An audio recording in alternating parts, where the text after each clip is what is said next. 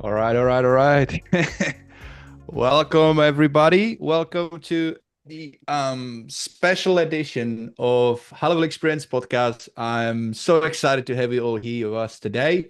We've got a lineup of 20 amazing speakers, 23 actually, 24, 25, something like that. A lot of awesome people. We got Sean Clark joining us as well. And we've got all of you guys watching live or watching replay. So thank you so much. And without further ado, let me introduce you to all our amazing speakers today. Because I'm not here by myself today. I am with all these legends. And I'm super. Oh, I knew this is going to break. Here we go. All right. This has quite worked. Let me just clean this up a little bit, guys. I'm just going to get rid of these these AI assistants, and then we'll kick it off. So feel free to unmute, guys, for the minute, and we'll just dive into all that good stuff shortly and explain what's happening. Excellent. So yeah, so I'm here joining me a bunch of awesome legends, and we'll yeah, you guys can unmute. Awesome. Now, this is a bit more interactive experience, so we'll be able to pull some of these comments into the chat as well. If you guys are watching live, we should be able to do that as well. So feel free to do that. If you are with us here, if you're speaking with us, then just a couple of things. We've got a bit of a structure, so feel free to let me know if it sucks. You can do these reactions. And actually, fancy stuff will float around.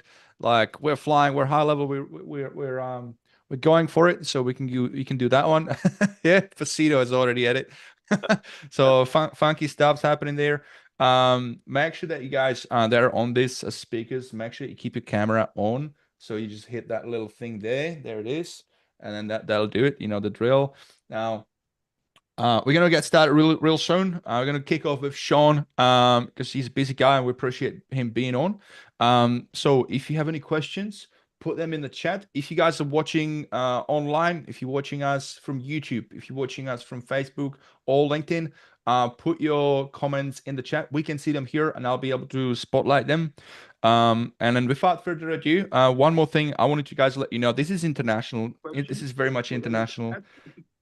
So what I'll guys like you to do with me here on Zoom, if you guys can put in a chat what country or what city, actually I should say, what city you're joining on from today in the Zoom chat. So you guys watching online, you can see this is real. Like we're here. We got Charles Higgins from Nashville, Tennessee. Shout out to Charles. Bound from California. Joel, Vancouver, Canada. Sydney, Australia. Alok, Sean Clark, Eugene, Oregon. Is that? Alistair Shirazi, San Diego. James Hurst, Provo, Utah. Michael Pacito, Ontario, Canada. Chris Brackle, Blue Mountains. Oh, mate, we got Blue Mountains in Sydney as well, but this is another one in Canada. Cool. Yeah. And Gary Cap, Australia. Awesome. Angie from Queensland. Jared from Tassie, Michael from Palm Beach, Florida. That sounds like a nice place. Andy Odate from Vegas. Vegas, baby. Ryan O'Connor, Sydney, Australia. Pulse Marketing, Denver. Priya from India. Lucky from Gold Coast. Let me check mine in. I'm over from Canberra. I want my pin. Now I want my pin. Canberra, Australia. Nobody know Canberra. It's a small little place, but it's a capital of Australia. Um, Alert Canada. Alert, alert. Awesome. Excellent. So we are all over. We are all over. We're that's a lot of us. So thank you guys for being on. Really appreciate you taking time out of your busy day. You guys are absolute legends, and I'm really excited to have you all with me today. Now, let's get started. So I'm gonna spotlight Sean and and then we'll get started. Sean, I've got a couple of questions for you. Uh-oh. Um, so hang on, let me just get my little thingy widget. Here we go. Where is Sean? Where is Sean? There is Sean. Excellent. So I have a couple of questions for you, but then we're going to have an open mic for the rest of the legends here as well to be able to ask a couple of questions. First of all, thank you so much for being on. Really appreciate you, uh, you know, joining us because I can only imagine what it must be like running such a, massive company. Just one more second, actually. I forgot to do this. One more thing. Sorry, this is just my OCD killing me.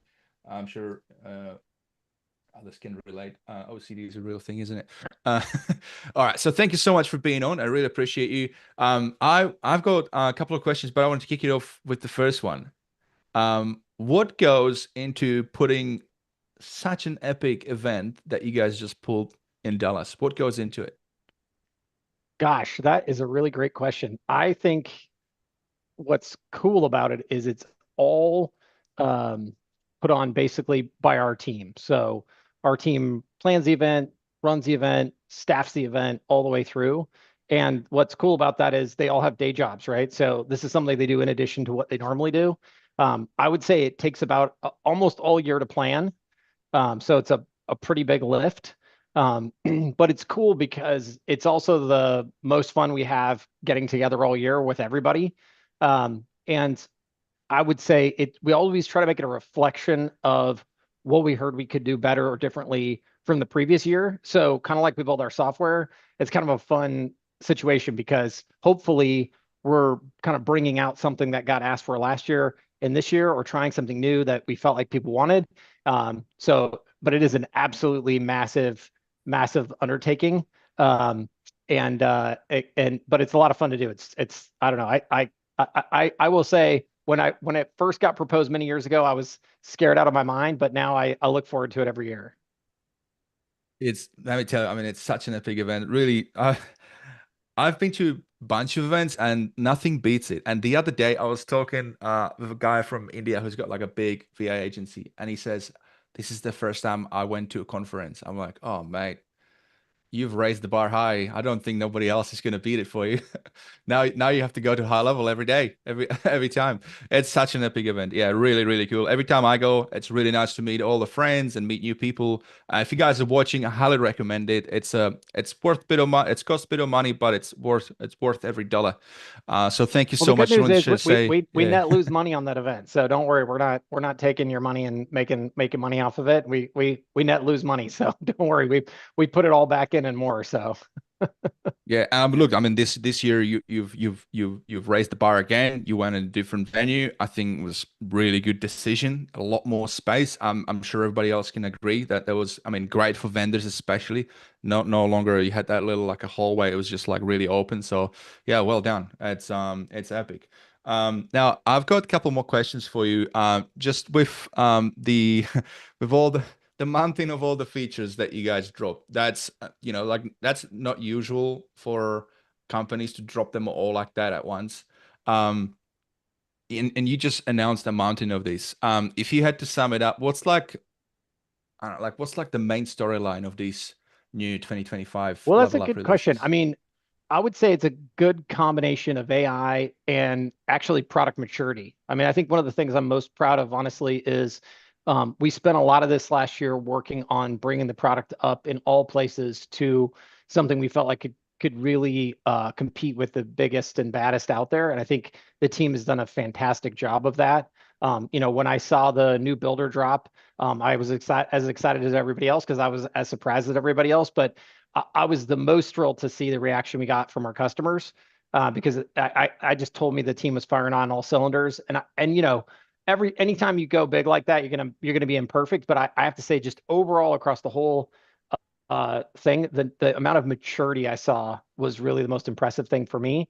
I love the Agent Studio and I love what's forthcoming from the AI perspective, but we live in a world now where a lot of our customers, I think, when we deliver stability or speed or UX UI improvements, there's just more real world benefit uh, today than there has been in the past. And I'm a feature addict and I admit it, so I'll always like new features, but I really can't appreciate that the stability and the maturity that we've been bringing to the product. So I would say that's the hallmark for me.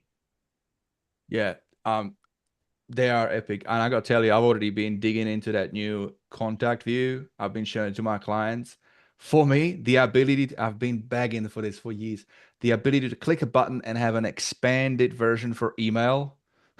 It's a little thing, but it means a lot. So thank you so much for doing that. Agent Studio, Voice AI, docs, workflows, AI tools. These are big leaps. How do you balance innovation speed with user simplicity? The best you can. Um, it's an imperfect situation. I mean, you know, gosh, well, I will say it has changed over time quite a bit. So when we were early on, it was, uh, go ahead and break stuff if that means shipping something new. And I would say that we've gone radically the other direction. But I would say, I guess what I would say about it is I've challenged the team to try to stay as nimble as possible, as feature focused as possible. But I've also said, you can't deliver broken, incomplete products. And I'm sure that there'll always be people who will say, well, you missed this or you missed that. And but I don't care about that. We're still very much part of the skateboard model, but I think the difference is the skateboard just needs to be a little more robust when it comes out these days. And I think the team has done a really good job kind of meeting that challenge. But the biggest thing I'm concerned about is I don't want to be like everybody else. Like, I don't want to ship stuff once a quarter or once every 6 months or once every year. It's just not who we are and who we're going to be. I think it's incredibly important to stay agile, and mostly because our customers are agile, right? Like all of you are telling us every day, like, "Hey, do you see this new thing? And do you see that new thing? And I need this and I need that." And I would hate to say, "Well, we'll put it on the list for next year." Like that just seems like a miserable way to exist. So we'll always be on the side of go fast and break stuff a little bit, but we break a lot less than we used to. I'll tell you that. And we love that for you doing that, because to me, that's like a model as a company. I keep looking at high level as a model for any company. It's like this skateboard method just makes so much sense.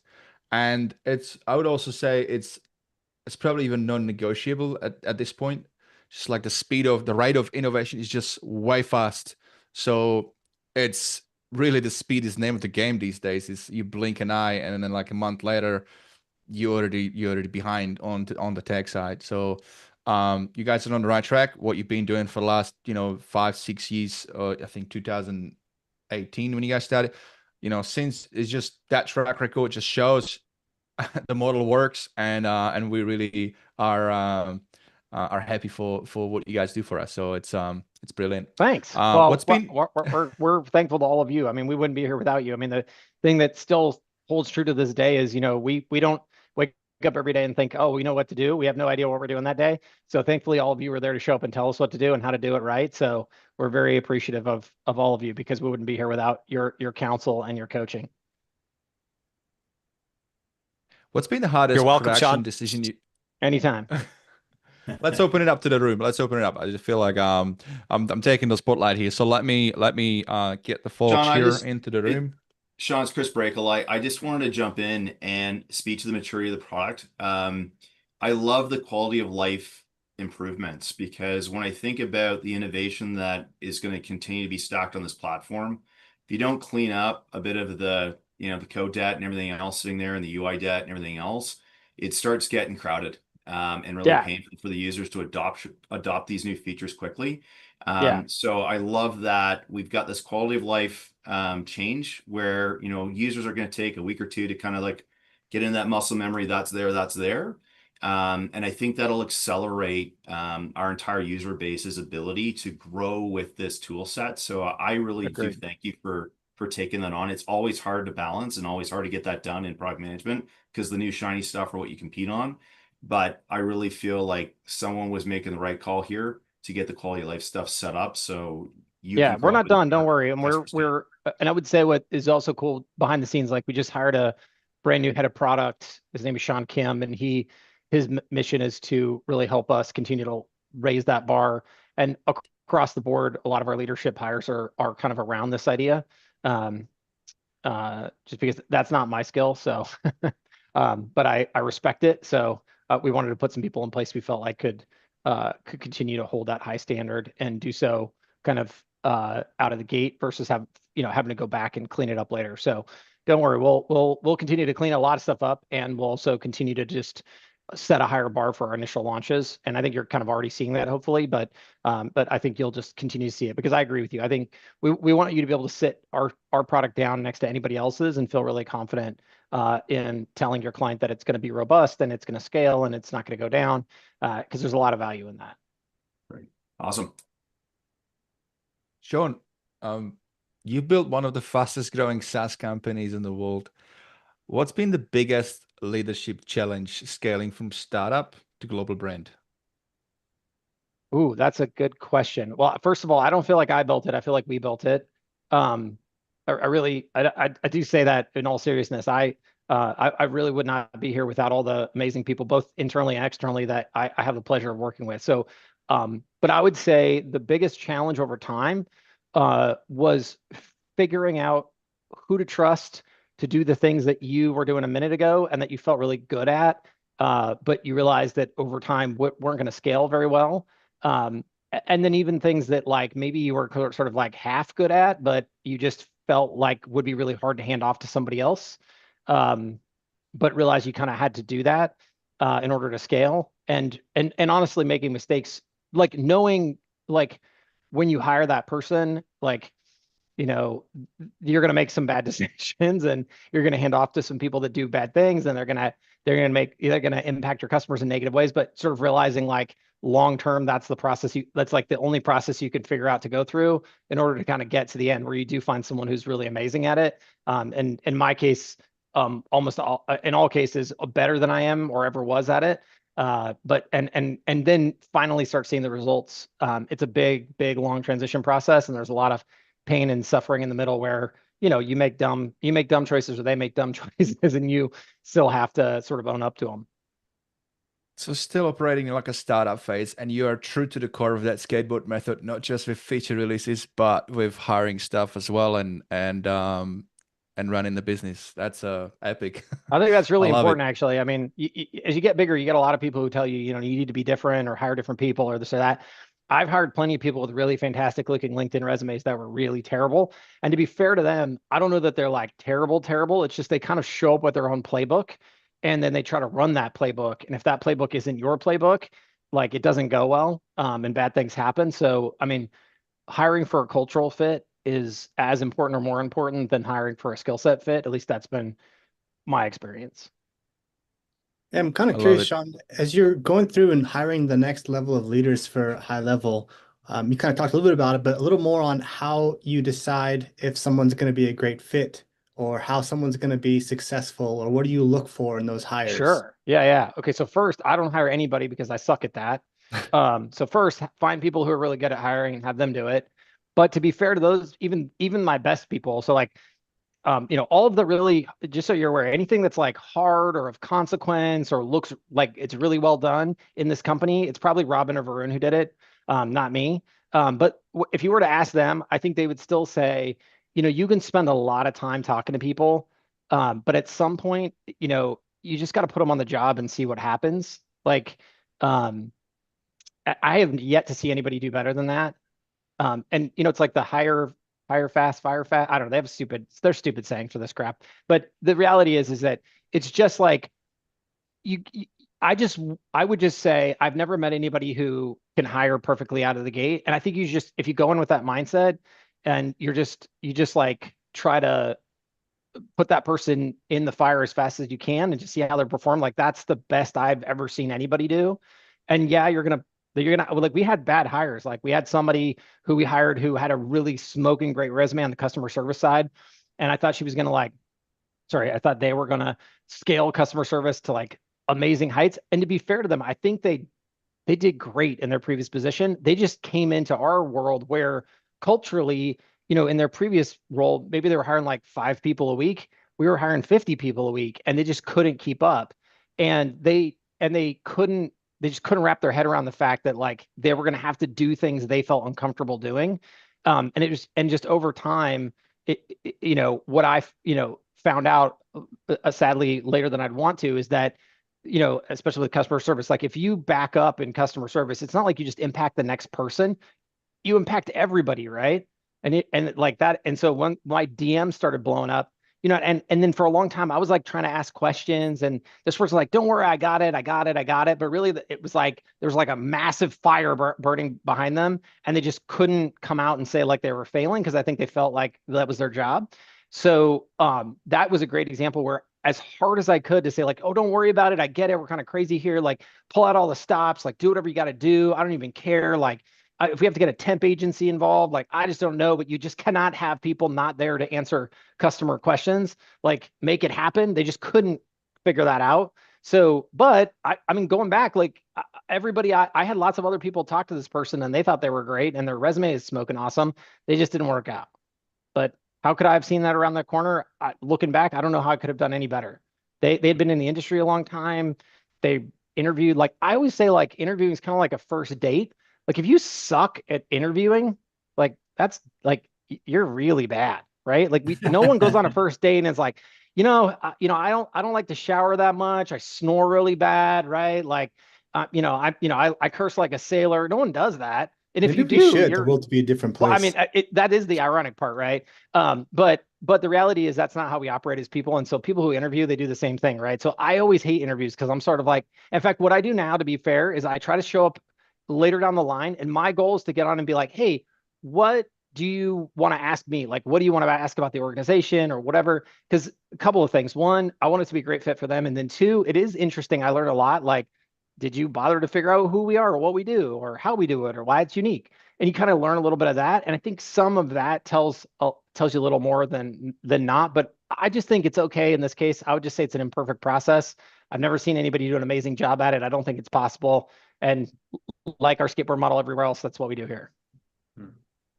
Did you ever get into personality tests and stuff like that in your hiring process? God, no. We had a bunch of, I have a bunch of like people who did that stuff internally and blah, blah, blah.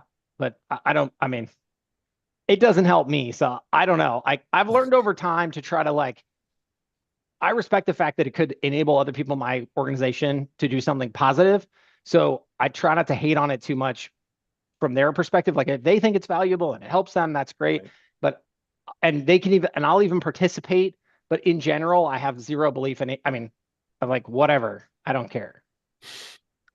Hey, Sean, Ryan here. We have software to build, man. Let's go. We got things to do. Yeah. Hey, Sean, Ryan here. I thought I'd jump in before I get killed by other people jumping over the top of me. So apologies for that. Can you hear me? Yes. And that's exactly why we didn't hire you. So actually, I don't know. I don't even know if you interviewed. I'm not sure. I don't do any hiring. I told you that. No. It's not Michael. It's like, yeah, it's nothing I say is true. Don't worry, Sean. That was okay. Good. It was the shower joke. It was the shower joke. Sean, if you wouldn't mind just like highlighting a little bit about how the product development lifecycle looks. Like I know when Varun was in Sydney, we were chatting and he was like, there's that many engineers now. He doesn't know all their email addresses. And like, he literally puts a LinkedIn post out to try to like broadcast a message because the cycle rate of new people, new product people coming in or whatever is so big. So like, how does it look now from like someone has an idea internally? It's not just feedback from the community, but someone has an idea and they're like, we're going to build this native integration with this product, right? Like who makes that a good idea internally? Well, okay. So I would say there are zero ideas that I can personally think of that didn't at some level originate in the community. Now, I don't know that an individual inside the team didn't lift that up higher than the community did by itself, because they had some inherent belief in it. But basically the way it works is product managers take community ideas, whether they're from the ideas list or from the town halls, all that stuff. And then the way so a long time ago, Varun, Robin, and I would look at every idea and we'd greenlight every idea. And eventually, just like at one time I did all the onboarding calls, but at some point you don't scale anymore, right? So what do you do, right? And so what we had to figure out is how to go from there. And so what we did is we give every single product manager a KPI or KPIs around utilization, adoption, those sorts of things. And they really have to take responsibility for their side of the product. So they get to make the decisions, and they have their own review sessions with head of product and things like that. So they don't operate entirely in a silo, but at some point you have to trust those people to make those decisions. And when they make those decisions, like they have to stand behind them through those KPIs, because there's lots of things there's lots of things I thought were great ideas that were terrible, and lots of things I thought were terrible that were good, and everything in the middle. I've long proven to myself I don't know what I'm talking about. So it's just better to give freedom to those people and just tell them what the KPIs look like up front, and have those KPIs dictate, future, promotion, future pay raises, things like that, and then trust them to do the right thing. And I think it's, if you're going to police them, it's more about like, hey, are they talking to customers, right? Like, where are you getting this feedback? And then, we have roadmap calls internally at the beginning of, well, right before the beginning of every quarter. And that's my opportunity to like throw shade, throw curveballs, ask hard questions. And, what I'm looking for is, where does this, if it sounds good to me, I don't say anything because that sounds good, right? But if it's weird, I try to understand and probe on where the conviction comes from. And then sometimes they'll make bets that I don't like. But I'm like, all right, well, your job's on the line for this, not mine. So I'll see you in 2 months, and let's sit down and see, where this got you. And sometimes I win and sometimes I lose. I actually lose more often than I win. So, but that's just how the process works. And again, it just goes back to like hiring people and trusting them and realizing some of them are going to fall down and we've let them go. But the vast majority of them have risen to the occasion and done an amazing job. I mean, I just saw someone compliment us on the Reynolds calendar. And she wrote me a page and a half of how amazing it is. And what that tells me is that team just crushed it and did a great job for that use case. And my bet is, for every one person that says that's great, there's 100 other people who like it too. So that's the kind of trust that we get. But the way I'll know the rental calendar is good is in an upcoming call. I'll say, well, how many people are using it? How many rentals are being booked? How does that square with what your conviction was? Because even there was a choice, right? Like, do we go after the rental sort of Airbnb-ish style calendaring thingy, or do we go someplace else? Do we go to like job scheduling for HVAC companies or home services or something, right? There's lots of different options. And their conviction was, no, I think rentals is more important because it has a broader customer base. And I said, all right, I trust you, go for it. So we'll see what happens. Just a quick follow-up there, 1 second follow-up. Just so like Facebook, for instance, has like 24 versions running at once or whatever it is, and they're shipping things and going like, these 7 million people use that, so we're going to push that to all Facebook users. Do you ever run simultaneous versions? So like we could be using a different version down here and adopting it? No, I mean, we have labs and stuff. So I guess that's kind of our version of that. Okay. But again, I guess our hope is that all of the things that we're working on are not like some wild, like that to me feels more like the traditional thing where it's like, well, let's take a guess on what we think people want. Let's test it out and see what's going on. And to be fair to Meta, like I'm sure that's probably how they have to roll, because everyone and their brother would tell them what to do, and there's not a lot of expertise there necessarily. I think we're sort of exceptional in the fact that we have customers who are really good at what they do. And so their advice is just often very good, and they know what direction we should be going. And we don't have to sit around and guess. That they tell us, and our job is really just to sift through and figure out, well, what is the majority here telling us, so we can go in that right direction so that they can serve their client. And all we have to really do is try to stay true to that, and we'll do great. Thanks. I got a quick question there for you, Sean. You absolutely love building things. I've seen it in all the other companies. Elon Musk buys out HighLevel, gets you out of it completely, and you get to go and build whatever software you want. What kind of a software are you building? Oh, I don't know what I would do, because I really like what I'm doing. So I have a hard time thinking of anything else I would want to do. I'm not even sure I'd take the deal. I mean, for enough money, I'd take some of the deal, but I don't think I'd want to be out. I got offered to get out a couple times by all kinds of people during this process, and I said for more money than I've ever seen, but I said no both times. And it just because, I mean, I didn't know what else I was going to be doing.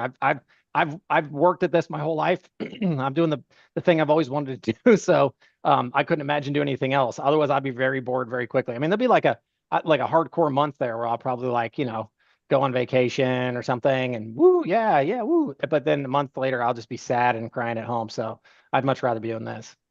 Hey Sean, it's Mike Reamer. First of all, I was like blown away. 300 features that day. I mean, obviously, there's a lot of shining stars there. The AI team, which I'm fond of, they crushed it. They did do a great job. crushed it. I mean, the UI UX is just off the chain. But I did notice one thing when you guys were throughout Level Up, you guys are doing more strategic partnerships, like you did OpenAI. They presented at Level Up. You're Yeah. doing something with Google/Gemini. Yeah. And I noticed also the platform seems to be loosening up where you're letting people do semi-customizations, bring in API keys on Agent Studios. Is that something we're going to continue to see? Because I see it's a pretty big benefit. It seems that a lot of people No, really I hate enjoy the that. idea of you bringing your own API key. These are like two bifurcated issues here. So, like long term together, we will get bigger discounts than you'll ever get. And so we will always have a cheaper price than anybody else. I mean, you're already getting OpenAI's rack rate -5%, which for them is a big freaking deal. I don't know why, but they'll play ball better as we go down the road. But we did this with Twilio for a very long time, and I got to tell you, there was never a benefit. The number of people's Twilio accounts I still have access to as a master admin because I had to get on a phone call and give them admin access so I could go debug their silly problem was just prolific and off the charts. There's just no benefit there. Now, that's the second part of the question. The first part of the question, though, is although ironically, we've always had partnerships. We just realized that like we look cooler and more adult and grown up and stuff if we bring these people into our thing. So we did, right? And so that's all just good marketing. You guys are marketers, right? So, but I think again, back to that whole maturity thing, what we're trying to show all of you is that despite the fact that I don't seem very serious, we are very serious. And we have lots of people who are taking a lot of time to make sure like we're SOC 2 compliant, ISO 27001 and HIPAA, and we're working with the best of the best, but not just working with them, we are meeting with them at the highest of levels. I've been to the fancy OpenAI office. I've talked to people with big titles there and all of that. And we're working very directly with them so we can bring you whatever it is that comes out that's really useful for all of you. We just want to make sure that we've got access. And then just in terms of like what you guys can bring to them, we think it's really important that your voice gets heard because, we don't think we're like the experts in talking to OpenAI. We know that you have a lot of great ideas. So if we can bring these people to our events, I think it gives you a lot more of a voice, which you should have anyways, and allows you to get a platform with them. So that's why we do it. We just think it's a benefit for you.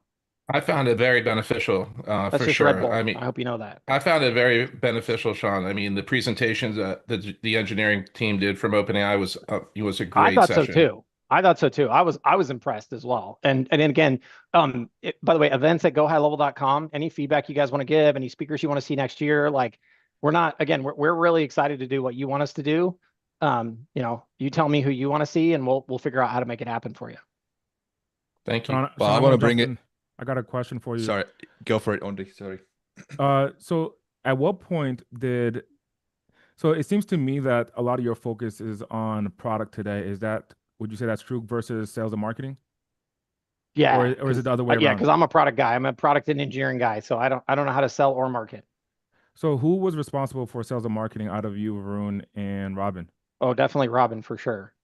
And today, if you could speak for him, what is his attention on? Is it still sales and marketing, or is it on product? Oh, I mean, the problem with Robin is he's too good. So we make him do darn everything. He's like our chief operating officer. Now, to be fair, we have a head of marketing. So he works with that person. That guy's name is Wesley, and he's amazing.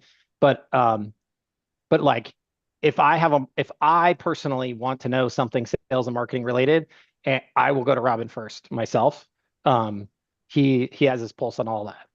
So at the C-suite level, where is the majority of the C-suite level attention? Is it on sales and marketing? Is it 50-50, or is it on product? Well, Varun and I spend a lot of time on product.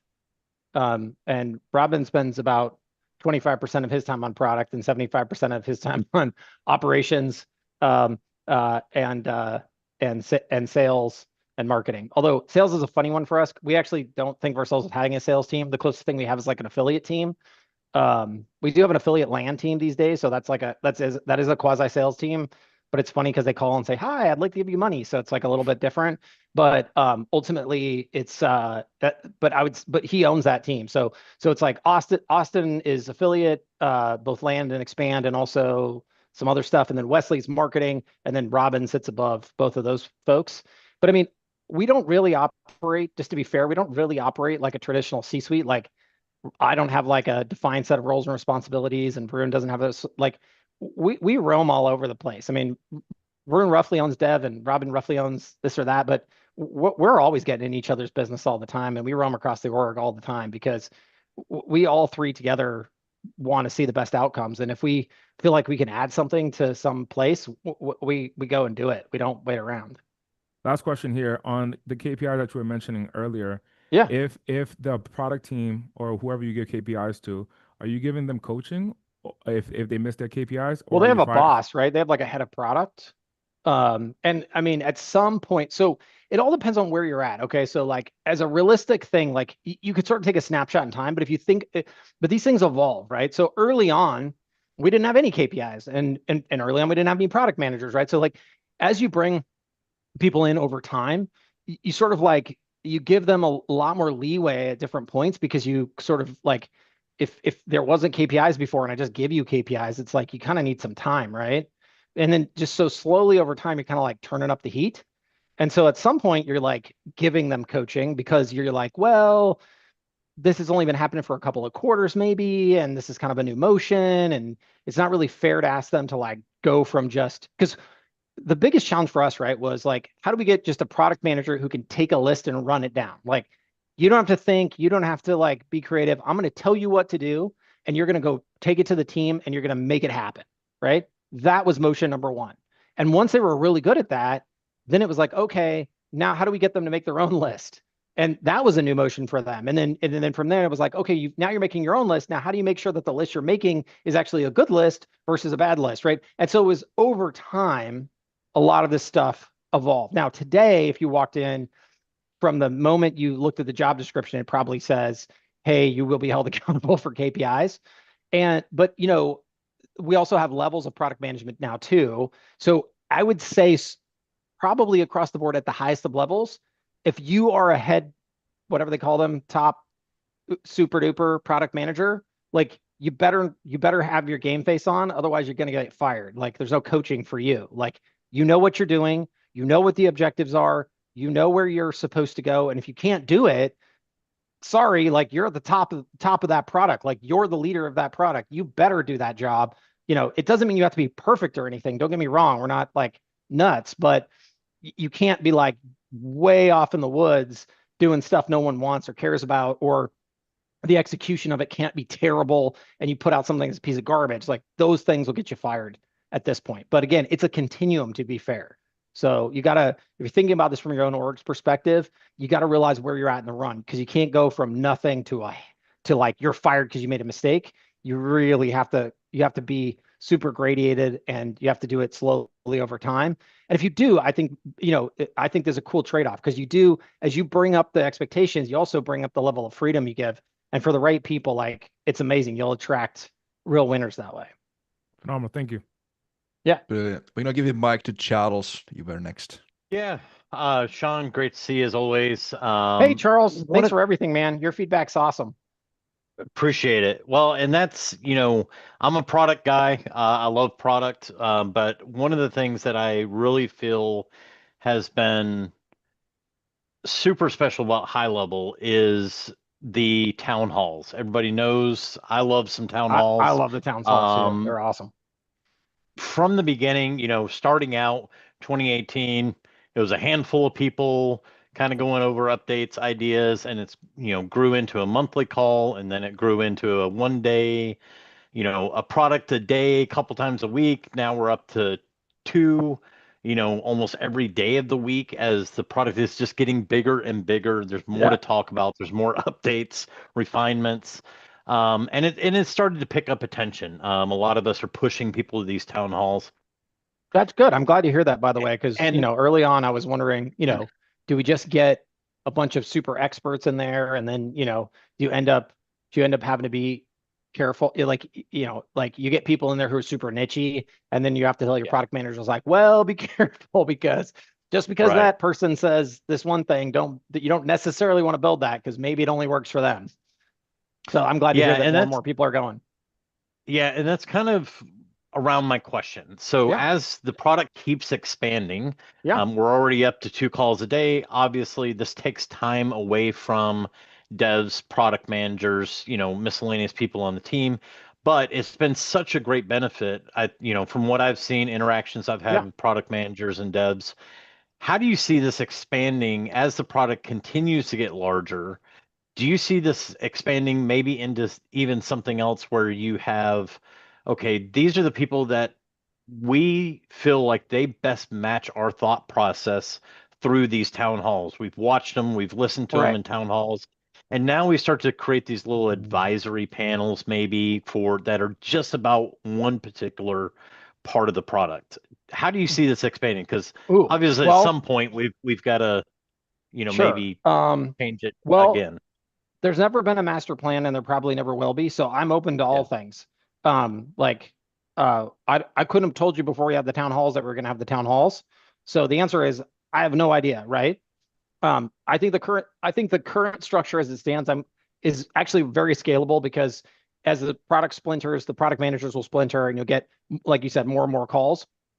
But as far as like advisory panels and things like that, what I don't have a personal answer on, and that doesn't mean somebody else on the team doesn't, or you don't, or other people, but I've long heard this idea, and like it's like one of those ideas in life where when you hear it, I think it feels super obvious on its face. But then when you really have to think about how to implement it, it becomes chaos, because first of all, who picks who and why and when, and then who's losing and who's winning, and people who lose get upset and they complain. And then did you pick the right person? Because maybe you didn't. Maybe you thought they were so smart and they weren't, or it's like on and on and on. So, and I get this criticism of like our ideas list and all of that. And it's democracy and meritocracy at its best. It's messy, right? And I'm not saying there's not a better idea. I just haven't heard one yet. I would love it if I could get more concise answers from a smaller group of people who somehow just magically knew better. And the funny part is I'm certain they exist. I just don't feel confident personally how to in sifting through all people and saying, oh, well, now you're the CRM expert or whatever. And I will say, and again, this is the personal failing of mine. Like, I've been fooled before. I've had people, back in the day, like at first it used to be like the loudest person in the Facebook group would win. Man, we built a lot of stupid stuff because of that. And then I would have people show up to these town halls, and they would just like bang on the counter, like, I've been in CRM for 200,000 years, and this is what you are missing, and I can't believe you idiots, and da da da. And then we went out and built it, and then we would ask them, oh, by the way, okay, we built it. So how many customers do you have again? I'm like, oh, well, I don't actually have any customers yet, you see. But you're like, what the heck? So I needed that so I could get customers, Sean. No, I get it. I get it. So I've been fooled before. And again, I'm not saying this is a bad idea at all. I'm just saying I'm not smart enough to figure it out. So for the moment, we'll just keep kicking on. But again, I'm also not as genius as I must appear for all of you. I am not the sole decision maker in my company for a very good reason, because I'm not a genius. So all things are possible. You just have to be willing to sort of like put yourself in our shoes and say, okay, how do you choose winners and losers and do so in a really good, methodical way? And how do you maintain it and scale it outside of what's currently being done today? And if we can find a great answer together, then I'm game. I'm all for it. Yeah, I just want to commend, on how you guys have rolled that out. I mean, town halls, I think, have been so instrumental in so many things. I love them, right? I just want to commend, on how you guys have rolled that out. I mean, there we go. I see that. I love them, right? I just want to commend, on how you guys have rolled that out. I mean, that's not a me thing. That's not a me thing either. That's me. Sorry, guys. That's right. So, but I love how, there's been feature rollouts or things that are upcoming, and they bring it up in a town hall, and of course you see, maybe several of us are like, oh yeah, no, that's a horrible idea. Don't do that. And here's all the reasons, because we do all come from different backgrounds, different experiences, all different use 100%. Cases. And so I just love how much you guys really take to heart what you hear in those town halls. So it's good to know that's not going anywhere. I'm super thankful that you guys show up and help, by the way. I mean, I'm just as grateful for all of you, because again, I think even like the ideas board, if you think about it, like there's only so much you can convey in a block of text, right? And, Loom videos are great and all that, but, as you can see, the team wants to ask questions or inquisitive. They're trying to learn from all of you. And so the fact that you show up and take your time, I have massive respect for that. Awesome. I think Jared, you wanted to ask something as well, right? I did. Hey, Sean, Jared here. Hey, man. Sean, it's interesting, right? Because when you look at all these agency owners, we all have our different challenges, and everyone's business is at a different size, and then those challenges change. You know, they might get bigger, they might get smaller. And I think a lot of people would benefit from hearing how HighLevel faces some challenges, or what challenges they might be facing, and then how they overcome those from a strategic point of view. Sure. Because I think that everyone can take something from that. Got any examples? Well, I want you to lead that one off, because I certainly wouldn't know the challenges that you guys are facing. But, you know, I know coming into November now, some of the things that we're going to be seeing is retention being one of them, because, you know, typically now it's coming into the end of year, people start looking at budgets, looking at ways to do cuts. That's just one thing from an agency point of view that we see. Sure. Yeah, well, I mean, you should tell them that they're nuts to go anyplace else. You got the best deal in town. Yeah. But, gosh, that's interesting.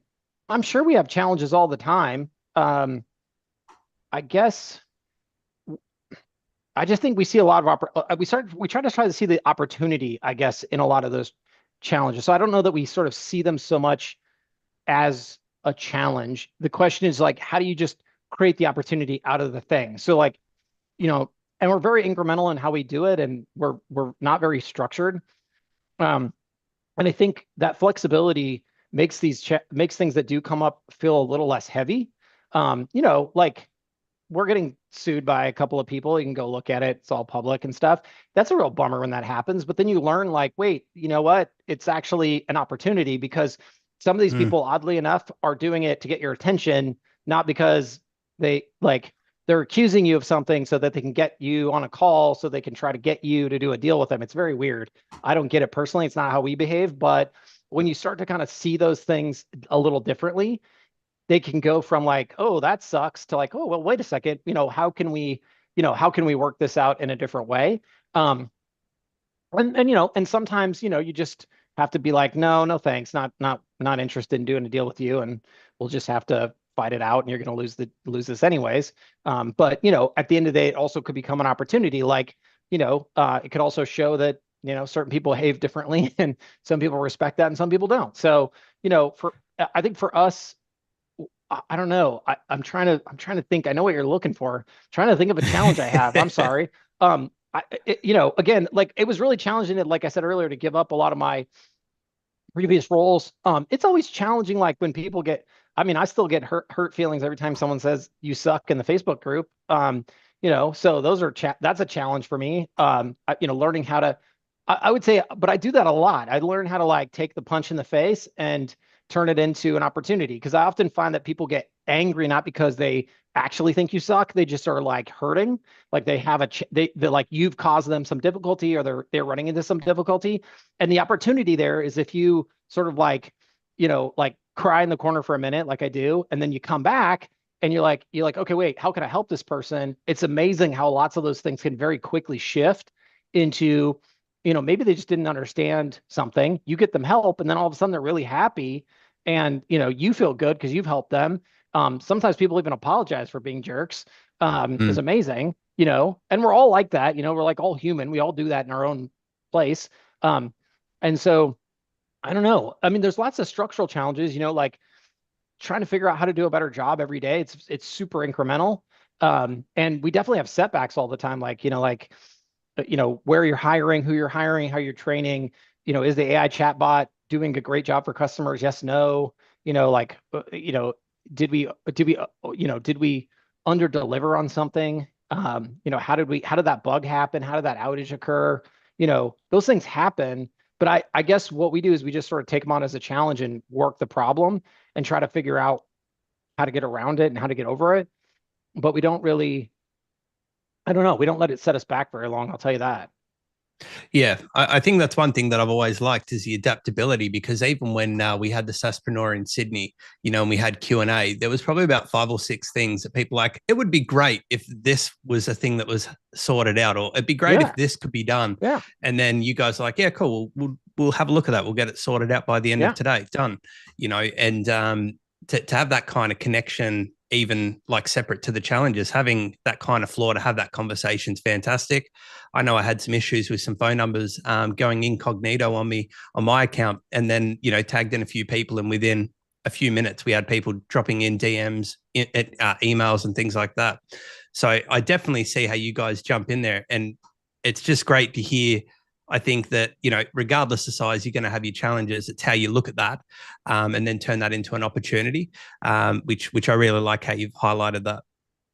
Yeah, I mean, we're super fallible individuals. Like, we're just as human as all of you. We screw up all the time. I mean, and you guys are super smart. So like you'll pin us dead to rights, a lot on a lot of those issues. And but we're also just as happy to say like, oops, but we do care a lot, and we do want to fix those things. We want to do a better job. We want to be as error free as possible, and not so much because like we care about that stuff, because we're not necessarily those people, but we respect the impact that it has on you and respect the impact it has on your customers. So that's why we take it super seriously. And we have lots of like super fancy like cybersecurity people now and legal people now and all kinds of people that do things that I have no interest in, but I think are important. So I hire them. I write the check. I support them. I let them do their thing.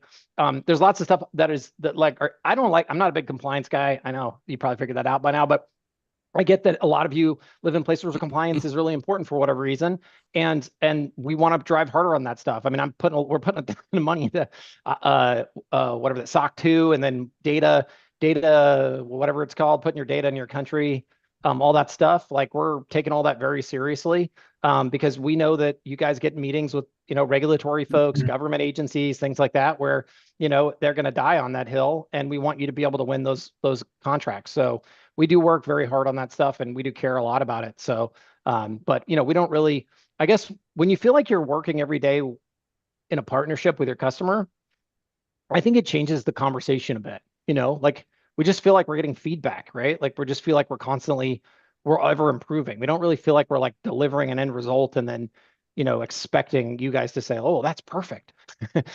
we expect to deliver something that hopefully you asked for, and then to get feedback on that so we can improve it and make it better. So for us, maybe a lot of that feedback doesn't necessarily present itself as negative. So it never really feels like a challenge. So maybe it's a little bit of a mindset thing too. Yeah, awesome. Yep. Awesome. I was going to say on that data, I live in Canberra, capital of Australia. There's all the departments, all the government departments, and pretty much majority of small businesses here, small to mid-size, they all have government contracts. So that's a problem, right? Yep. Because they have requirements like they need, the big one is Microsoft. They usually say, we need everybody to be on Microsoft when it comes to email stuff. But also in general, even that aside, it's the data being in Australia. So oh yeah. Don't worry, yeah, we are painfully aware, but we are also on it. So the team is working on it right now. I don't know when it goes out.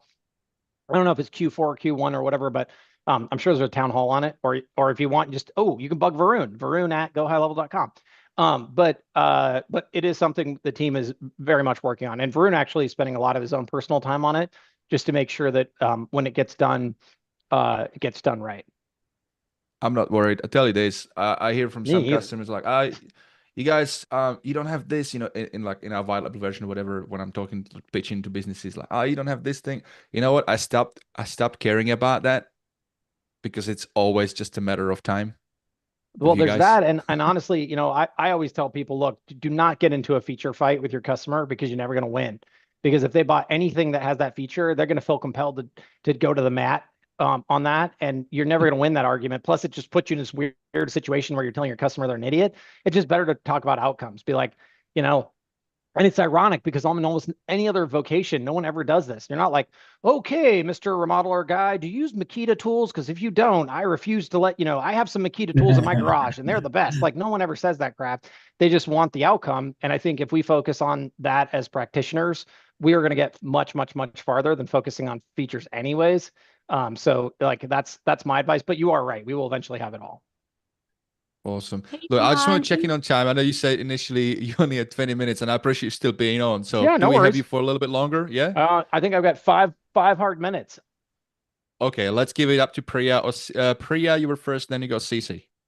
Sure. Hi, Sean. Just a quick question. So we Sure. went global this year with different SaaSpreneur events. So I want to ask, what's your personal favorite out of all the global event? Oh, that's not fair. That's not fair at all. I refuse to answer that question. Yeah, Sean, what's your favorite country? Yeah, that's right. Exactly. See, I mean, this is one room where I get so many Aussies. I will tell you though. I love that I will tell question, you. Priya. Well, I will tell you, I have had amazing experiences in all of them, and if anything, what it tells me, I want to go to more places.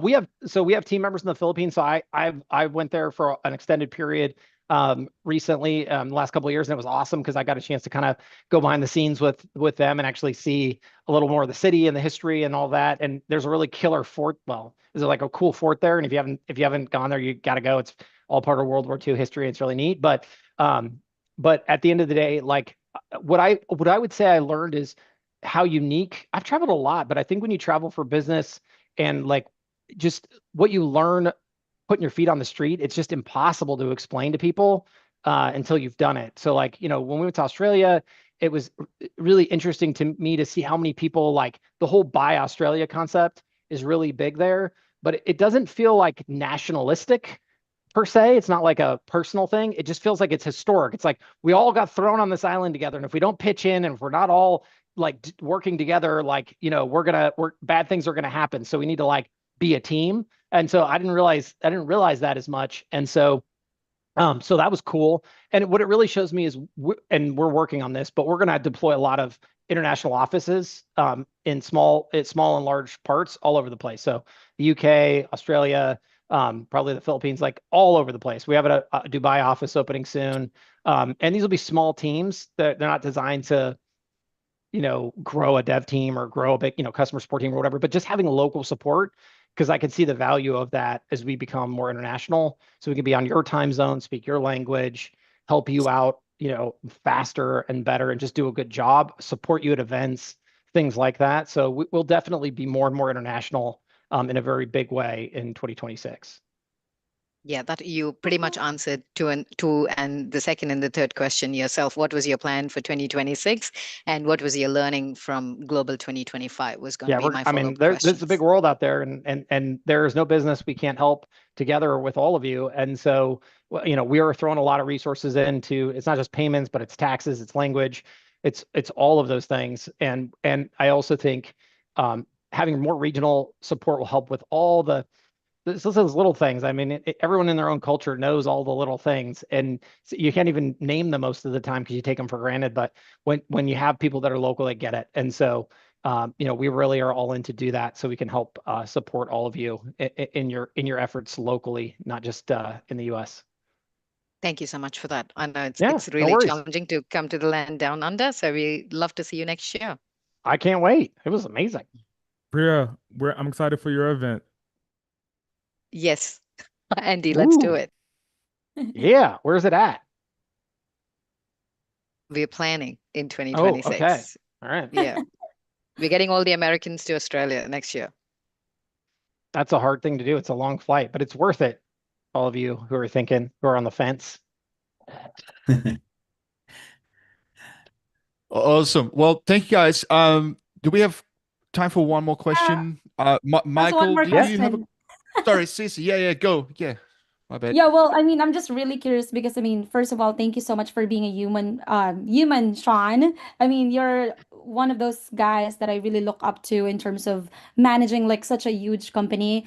I mean, you have this big company, you, Varun, and Robin, yet you still manage to reply to people like personally, DMs, posts, everything. I'm curious, like, do you actually set an hour a day to just talk to your users? I mean, I'm just wondering how you're able No, to I'm do not that. like that. I'm super unorganized. So I'm very much living the moment. I just try to prioritize. So like I'm always like customers first, right? And then, and then release notes after that. And then, and then anything else after that. So what I try to make ample room in my day where there's just no meetings allowed internally, so that I can just be ad hoc and help out. Because I would say my biggest role, so like I will tell you, I am so lucky in so many ways. Like I have the absolute best customer base to serve in the world, and I have the most amazing team who wants to serve those folks. all that happens is sometimes like as they're trying to like get together, like, oh, there's a little miss right there. And my job is just to pick up that miss and like bring it back together. I have never I almost never, I can't even think, like I never see someone do a bad job on purpose. And I know that's kind of weird to say, but like we've all gone into like restaurants or something where sometimes like a bad day and they're like a real jerk to us. Our team, like I'm just telling you, just us, it's like a very rare, if never happens kind of thing. And so when things go wrong, it's just like, oops, either my team doesn't understand the urgency of the issue. Oh, like, hey, guess what? My entire business is down because of this. It's not like something I can wait a week for or whatever, right? And it's just a miss somewhere. Or someone will say like, oh, here's a new feature, and people are like, no, that's not what we're talking about, man. And so my goal is to jump in and fix that issue immediately to try to connect it, but then also to then double down and say, okay, well, what happened here? Because I know there were great intentions on both sides. Like, why did we not do a good job for you? So for me, that's like, that I would say if someone says, what's my job? That's my job. But the way I do that is I just try to keep like as much room open in my schedule so that I can be available for people who are in that situation. Yeah, well, I mean, like I really am so grateful for you to do that. But I think as founders and CEO, why do you think it's important to like connect personally to your customers? I mean, you have a big company. Like, why do you still connect personally yourself? I don't know. This is just how I come. I don't know. Aren't we all like people? I hate people who think they're too important. Those people piss me off. I've always hated those people. I hated those people when I was when I was a nobody and but I will also say I had the opposite experience. Like I got to meet all kinds of really cool, amazing, highfalutin people when I was when I had zero connection, zero anything, and they made an impression on me. Like I was, and many of them helped me get here. And so I'm just like, how can I not pass that back to other people? Like I feel so fortunate to have had all the help I've had, because I mean, I didn't come from a family with entrepreneurship. I didn't even know what the word entrepreneur meant. My mom was a mechanical engineer, single mom, only child. Like I didn't, I love my mom to death, but she like, if I said, hey, I want to start a business, how do I do that? She had no clue what to tell me. And so I had to seek help elsewhere, and I got help from some really amazing people along the way. And like, to the extent I could pass any of that on and help people, I feel super lucky to have that opportunity. So I just feel lucky to be here. Thank you, Bye, Sean, and see you in the Yes, Philippines. thank you very much. And on to the more important and smart people who actually know how to do stuff. But thank you for having me. It was great to be here, and I'll see y'all later. Bye for now. Thanks so much, Sean. Take care, Sean. Thank you.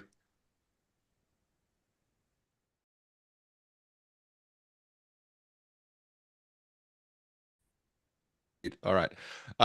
Awesome. Well, that was amazing. I don't know about you guys, but let's bring it into the room. We're going to take a small commercial break shortly, and then we're going to dive into all the new epic announcements with all of these legends. So stay tuned. We're going to go for a small break, about 4 minutes. This will give everybody an opportunity to take a toilet break, whatever, and then we're going to dive into all that epic stuff. So without further ado, let's have a break.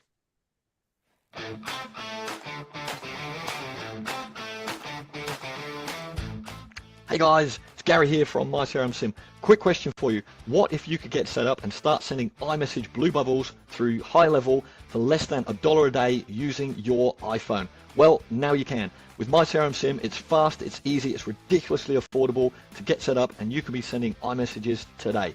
Check us out at mycrmsim.com and we'll show you how. You may not realize this, but for the last 2 years, I've had a secret weapon that has made running my business inside of HighLevel so much easier. You see, there is so much that HighLevel can do, which is amazing, but it's a lot of work to stay up to date with it. And even more so if my customers are asking me questions about it.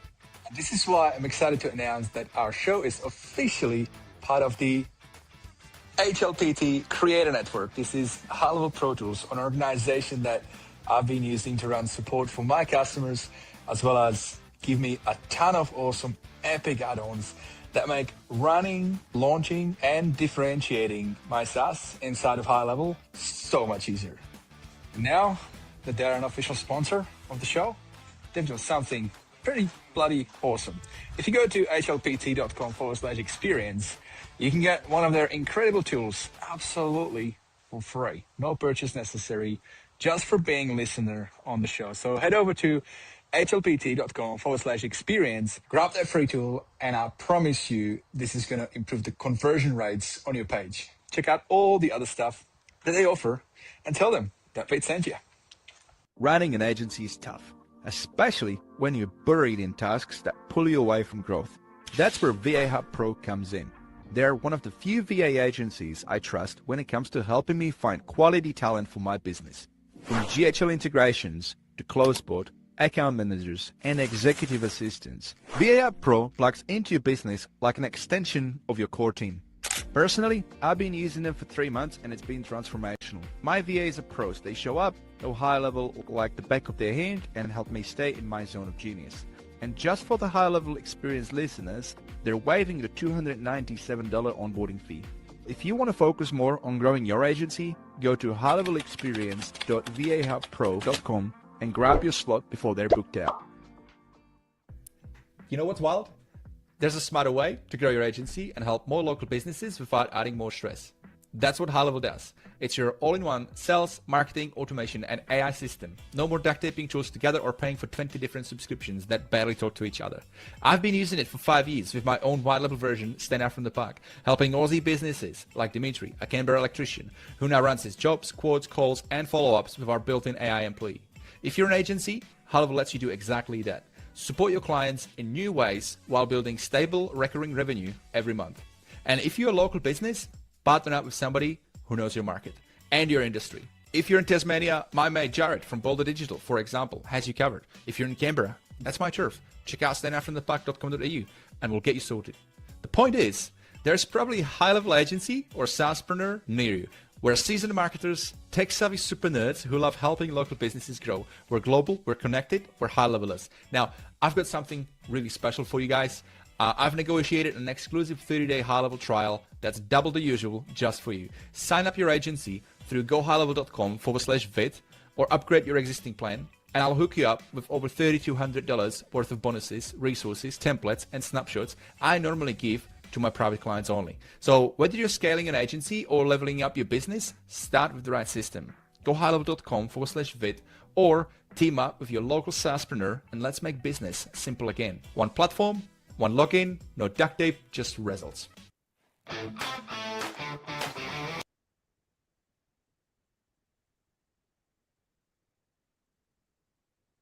You be muted, Vit. You muted, Vit. Rookie mistake, huh? All right. Hopefully you guys had a bit of chance to refresh yourself, because now strap yourself, guys. You're watching as well on YouTube. Strap yourself too. We're gonna dive into all that good stuff. I feel a bit more refreshed thanks to HighLevel. I had an opportunity to snatch 3 of their drinks in my luggage, and this thing, I don't know what they put in there, but it's bloody awesome. All right. So you're here with me. I'm not here alone. And so let's dive in and have some fun. Make sure that you guys have your camera on so that everybody can see you. I'm going to just remove these non-video AI assistants. They will stay on the call. It's just no thumbnails. So cool. Nathan, great to have you here, mate. You did just join in. Awesome. All right. So here's how we're going to do it. I've categorized it into like, let me see, there's like 83 features. So we're going to have a rapid fire. Some of them will stay a little longer. Some of them will stay a little less, right? Some of them are like little tiny things. So we have groups, AI and automation, CRM and contacts, SaaS billing and sub accounts, and then there's another bunch. So what I've done, just to stay on topic, I've grouped them and we're going to dive in straight into the big one, AI and automation. And so I'm going to bring my thing in here, and then we'll bring it into the chat. So let's kick it off. The first one is AI. So we're HighLevel's introducing an intent-based routing in Agent Studio. What does it mean? So intent-based routing in Agent Studio uses AI to analyze callers' intent in real time and automatically route the call to best suited call agent or department. This leads to faster resolutions, improve customer experience, making support more scalable and intelligent for agencies. What I'm curious to know, what you guys think about it. Feel free to unmute. Let's dive in. First one, Michael Placido. Let's go. I might be taking a bit of a curveball on this one, but just looking at all these different features and the amount of features that are being unlocked with this AI, it's really making me think that we have to start really prioritizing how do we actually launch these features and how do we actually get them to our clients. And one thing that is really big with the AI is that it's able to now start taking control of your workflows. Like it can tag things, you can have it start workflows. And a big thought that I had with the whole AI studios, I'm thinking like, we want to be able to give your automations in your snapshot, give that power to the AI so the AI can control more of your account. So the big thing is I love the AI part, but it's actually making me think that we need to also then focus on the snapshot and how are we building our automations so these AIs can have more control while they're in the conversation with people and launching things. That was my biggest thing on it's like that AI, it's getting close to being able to manage our accounts for us. And doing it while on a call with somebody is crazy to think about. Yeah, absolutely. I was talking to somebody yesterday. I said, I'll give it 6 months with MCP service right now, be able to talk to them. I mean, shout out to Lucky. He was showing me that he's just built his own front end for MCP. That you can speak to it and it'll do stuff. I give it 6 months and then it'll just be where AI actually does its own decisions and handles it for you. So you actually never have to really do much and just focus on your services. But I might be wrong, but I feel like that. I think it's also designing things so that it'll be easier for these MCPs and easier for AIs, because a lot of people I've seen behind the scenes about thousands of accounts, and people often just build things in a kind of scattered shot. So these AIs, it's hard for the AIs to parse through all that when everything's a spaghetti mess. So I think it's going to be really separating the people who can use HighLevel or the people that are able to better structure their accounts, better structure their snapshots, so that the AI can then use it way better. That's my thoughts. Michael, man, I'm sure you're thinking about that. Yeah, for sure. I've been in the agent studio for, about 4 months now, roughly. And when I first got into it, it only had like I think it had 4 tools total. And I equated that to like going to Home Depot and buying a barbecue grill and, you take it home and it's missing parts and there was no manual to put it together. So that's kind of how I equated it to, because there was no help documents. There's nobody to call. They threw me to it and said, figure it out. So I went at it systematically. The first agent I built in there, and basically you could build self-sustaining agents in there. So I built a content creation agent, which is basically, analyzes YouTube, pulls in the scripts, and basically writes the, video goes to HeyGen with avatar, B-roll, music, and posts it to the social media planner all on its own. Then I said, you know what? I want to take this thing to the next level. So I built 11 agents in there already. One is like a client onboarding agent, market research agent, lead nurturing agent, client success agent, lead generation agents. So that's what it's going to take the workload, I think, off of everybody here. It's a pretty powerful feature for sure. It may not be for everyone because there's a bit of a learning curve, but I think if somebody grasps it, they're going to really take advantage of maximizing on this particular feature. I'm kind of blown away with it.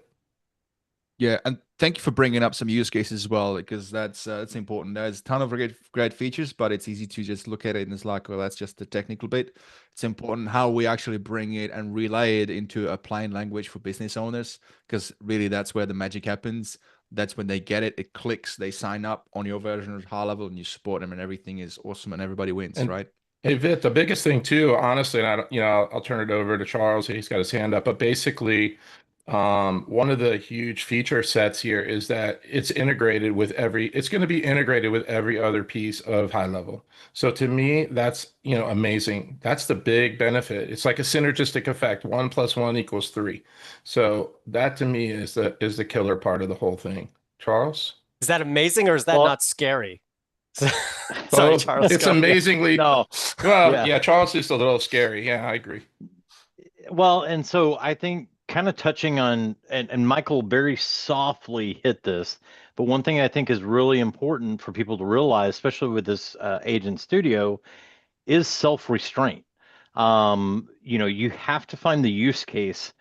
Don't just go in there and start building like crazy. I mean, all of us on this call, we've seen this time and time and time again.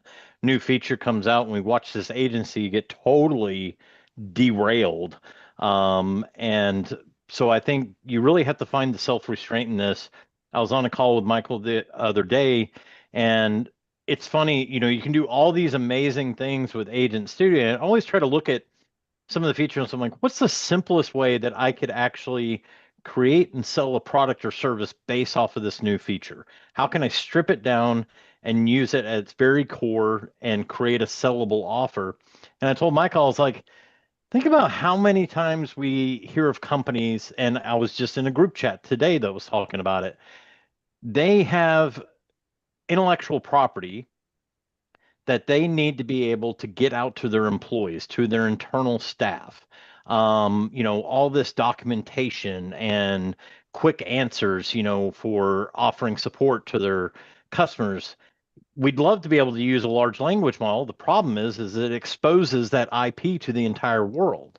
Well, now in Agent Studio, coupled with Ask AI and with the integration with the knowledge bases, now you have a sellable solution that literally all you have to do is spin up an agent with one module, the knowledge base, load all your IP into that knowledge base so that it has all those documents, all those training assets, all those FAQs.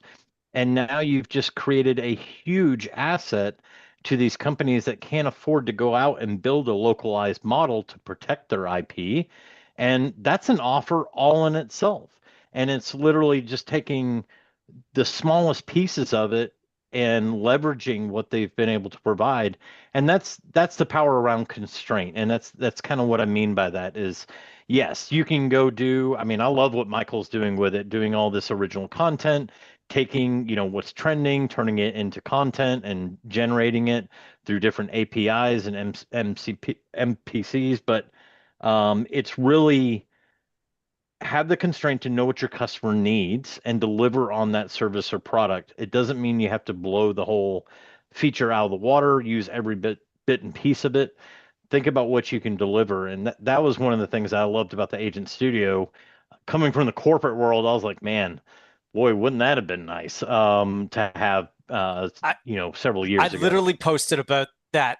Taking documentation, I think we're in a spot where AI is the target of your documentation now and not humans. And that is something that every single business could use, because how many people are reading those documentations? How many people here love going through HighLevel's documentation? No. How many people want to ask a question and have it actually get answered? So I think making AI systems or documentation systems for companies so that the information actually can get out there, man, that's going to be, that's my big bold prediction for 2026, or right now. I think we're in that spot now.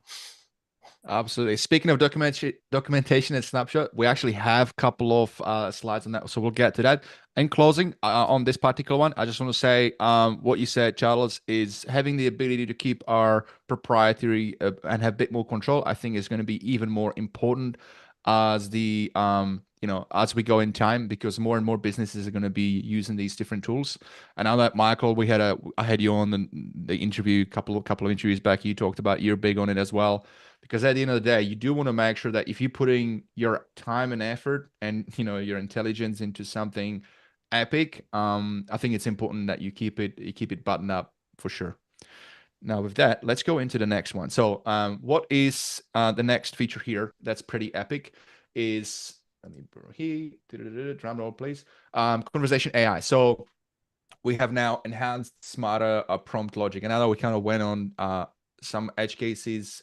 So what I like to do is let's just see if we can stick to that particular feature release. It might be my OCD though, so feel free if I'm wrong on this, but that's just kind of what I'm thinking here. Just go really rapid fire. So let me talk to you about this one. If you guys watching, conversation AI now features improved prompt logic, content handling, AI-driven responses sound more natural and on topic with better understanding of user intent. Agencies leveraging AI for chats and lead engagement will achieve higher conversion rates and provide prospects and customers a more human-like experience. Anybody like to chime in on that? Just like raise your hand up. We can just chime in on that for a minute. All right, we got Ryan. Awesome. Let me just bring you in, mate. Let's go. Yo, What you got, mate? Can you hear me? Good, mate. Yeah, great to have you. Yeah, I can. Yeah, great to have you here, mate. Am I going to be joined by anybody, or is everybody too scared? It's all on you, mate. You're in the spotlight. This one annoyed me a little bit. I spoke to Karan back at, and Charles, you probably have multiple conversations with Karan a week, but I know of a lot of third-party applications that were well ahead of the game in sort of conversational AI before HighLevel started to catch up. And there was, a meeting that me and my team had with Karan and the conversational team. And, we were expecting, I guess, bigger things from the summit release. So this is just I'm not like here to bag it or anything. I think the updates that they made were good. A couple of things that I think are missing was simple things like being able to have an autopilot agent be specific to a contact that's been tagged, right? So you just can't do that, which is insane. Like, why would I want to turn on autopilot for SMS if my agency's having manual conversations with somebody? And then I'm like, hey, like today I've already got 500 ongoing conversations, but now I want to turn an agent on autopilot, but it doesn't know which ones it should take control over or doesn't. And that was meant to be in the product weeks ago after we met with the product team, and they ended up getting it in. I thought that was crazy. They didn't improve that. And there's also the lack of history. So like when we in the real world where we see a lot of the conversational AI being deployed is for database reactivation. Like a lot of people still are in that database reactivation world where it's just like, give me a list of 5,000 people. I'll build you an agent. It'll go and chase people up. The handoff, when you get the outcome, is here's the history of the conversation. Like here's all the things that were said and here's some context. Now voice has it because it's to take a transcript from the conversation. Here's I can understand context about what this conversation was about. Here's the history. But again, conversational AI, you can't like go into an action and say like at the end of this conversation, which could be multi-channel, started on SMS and then it went to email and then it went back to Instagram and then it went to WhatsApp or whatever it might be, right? But at the outcome that you wanted me to achieve, it's almost like a goal, I guess, right? When they eventually get to like the flow builder or whatever, maybe it'll get there. Or maybe they're waiting for that before they start adding these things in. But you can't say, well, I reached the goal, which was to book the meeting or whatever. And the reason that I booked the meeting was because all this stuff happened and here's the history. So that's just my 2 cents. And I was thinking maybe Charles might have he might have wanted to weigh in there a little bit. Charles, I was hoping you would join me in this little debacle here. So I think we had Chris raising hand. Did I get it right? Yeah. Oh yeah, Chris. Hey man. Hey Ryan. I think Charles might be able to give you a more technical answer, but I think that what's really important for anyone thinking about AI, and I think a lot of us on this call probably are thinking this way, but we really have to keep that customer journey front and center. And that's how you deploy the AI. Like you're talking about collisions here with automations, AI bots, or whatever it's going to be. And that becomes worse, right? Because we're very familiar with AI, as are our customers. And because of the speed that AI is able to move at, our customers understand that. And so now they get frustrated faster because their expectation is higher that this is something that's been built versus a human who we're all prone to error. And so, we can read the person, we could talk through, oh, sorry, I didn't mean to say that, or whatever it's going to be. We can do that. When we give up these really key important moments where a customer is asking a question, or if I'm having a conversation with you, Ryan, right now, and then suddenly an automation kicks off and sends you a text that says, we don't want you as a customer in the middle of closing it. This is going to be just joining. And a lot of the messages that don't explicitly say, we don't want you as a customer, they actually do when I'm having a connecting call that's showing empathy regarding a situation, and some random message just goes firing through into that customer. And they're like, yeah, I don't know if you guys really culturally get it, I feel like you're just trying to automate everything, and I feel like a number. And the people down the street who don't have AI, yeah, it just feels a little more human. So I say that, like, when we're thinking about these, they can quickly become toys. They can quickly become spam if it's not anchored in empathy and riding the customer journey. So yeah, one of I the agree 100%. limitations. Yeah, I mean, one of the limitations. I mean, there's three major limitations, which is the ability to turn it off in the event of like someone becoming irate, upset, or whatever, without you ever saying anything, right? Like we've deployed this to hundreds of Australian clients, right? And the Australians are like, leave me alone. Do not say one more thing. And in HighLevel's AI, it's like you have to go back and say, sorry, I won't say anything else. You can't just stop. You still cannot do that. They didn't release that. They also didn't release the ability, like if it's like, if you haven't heard back, follow up in 3 days or something like that, auto follow up. But if they've booked an appointment, it's not even context aware to know that like 3 days ago we booked an appointment. And then the bot comes in and it's like, I haven't heard from you. What's going on? They're like, guy, like I booked the appointment. This is AI. Cancel the appointment, right? I've literally had to throw out high-level conversational AI and put in like Bryce's system and a few of the other really cool third-party systems, not to bash HighLevel. I'm not here to bash HighLevel. Of course not, right? I'm just saying some of those things, and Charles might be more abreast like what's coming up. But it's like, why didn't they include those simple mechanisms in the release? It's kind of baffling to me. Anyway, not trying to be negative. I've been doing the AI stuff for the last like 3 to 6 months, and it's like every time we do a real world scenario, some simple things like don't message me again ever, right? Like unsubscribe, don't message me again. You can't turn it off. How do we only isolate the autopilot to be on one conversation just by like a tag or something like that? Can't do it. So, Charles, I'm really dying for you to weigh in here. I'm going to plug in Michael here as well for more perspectives, but go Charles, mate. Yeah, so a couple things. One, I totally agree with Chris in the aspect that we can't release the human aspect to this, no matter where AI gets. And it's funny, I was telling a couple of people this the other day, and maybe it's just because of my internet traffic. I'm looking at AI all the time, but I don't know about anybody else. But I have seen more commercials geared towards, are you tired of calling the company and getting put onto AI? Are you ready to talk to a human? Do business with us. It's so funny. You know, we're sitting here pushing and slamming AI all the time. You know, let's do it. We want it. And then you've got all these massive companies out there that are like, guess what? We don't use AI. We want to talk to a real human, do business with us. So I think it is, and I say that to keep it in perspective. And this goes back to, you know, what I was saying before and what Chris was talking about is you have to find the right fit. Just because maybe your primary offer is voice AI or conversation AI in this case that we're talking about, doesn't mean that it's a fit for every single business.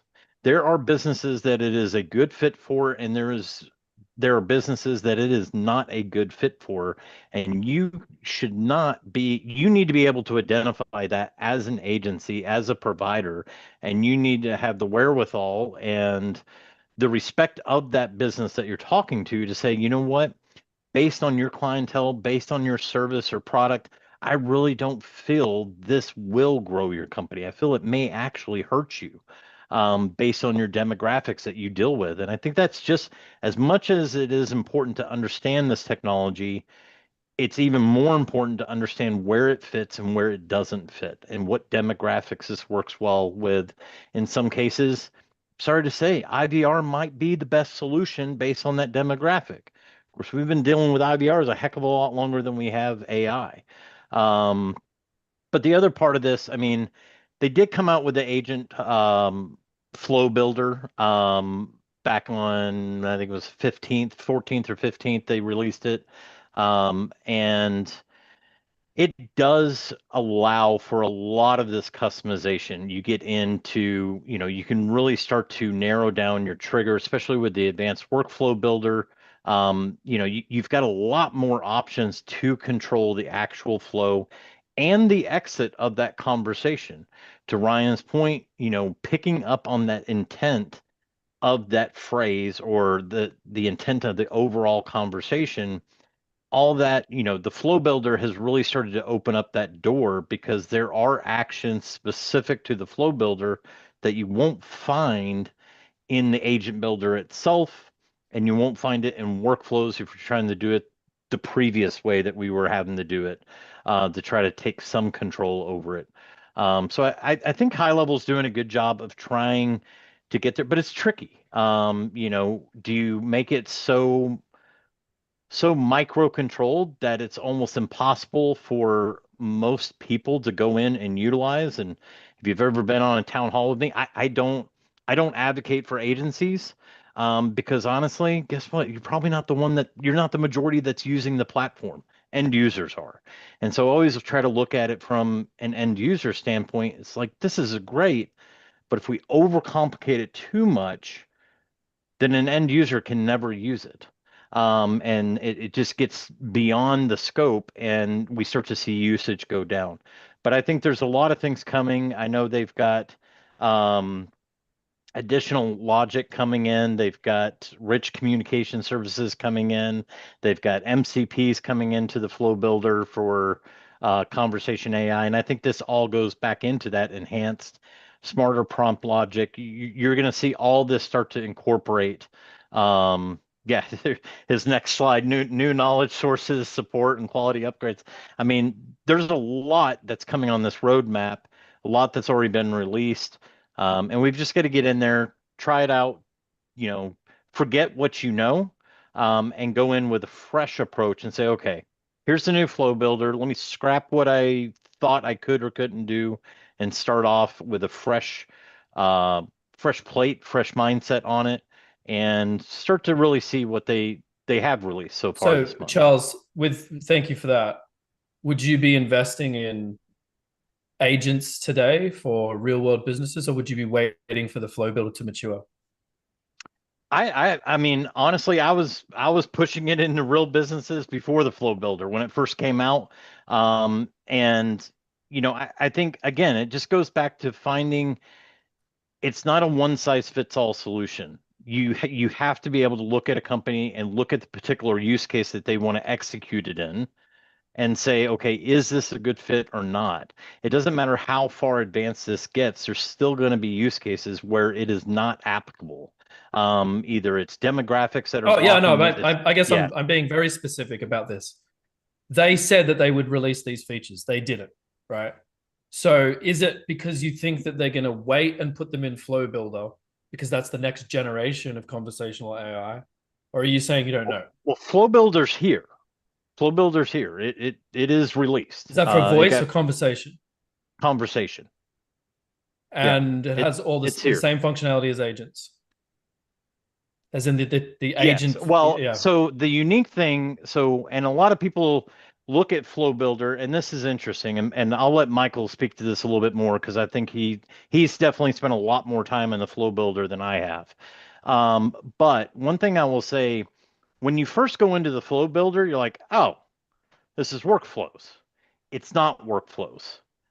It is the Flow Builder. And the UI may look similar, but it is a totally different animal. And one of the biggest things that they solved, one of the biggest problems I saw before, when we were trying to do a pseudo Flow Builder in workflows, the problem is you could not leverage a knowledge base. You couldn't leverage an agent. You were basically starting, every time you pulled that in, you were starting from square zero, which people loved it. And I'm like, you guys are insane. Like this is craziness. Like there's no basis to fall back on.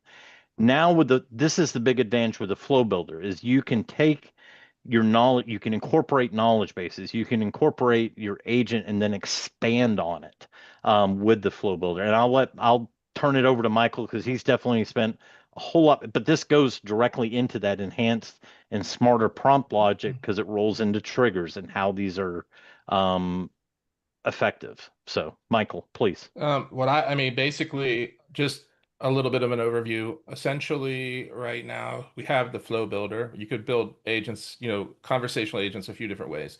We have the Flow Builder, big step forward. We have the new workflow builder, the advanced workflow builder, big step forward. I would say hold on to your hat because the current flow builder is going to look a lot more like something that we already have. So, and then also, I think that what you're going to see is that you're going to see memory across the board. So somebody's going to be on a voice call, the conversational AI will know that. I think one of the unique things is you may see it where somebody sends an email and both of those other agents will know it, know what was sent via email. So you're going to have universal memory across the board.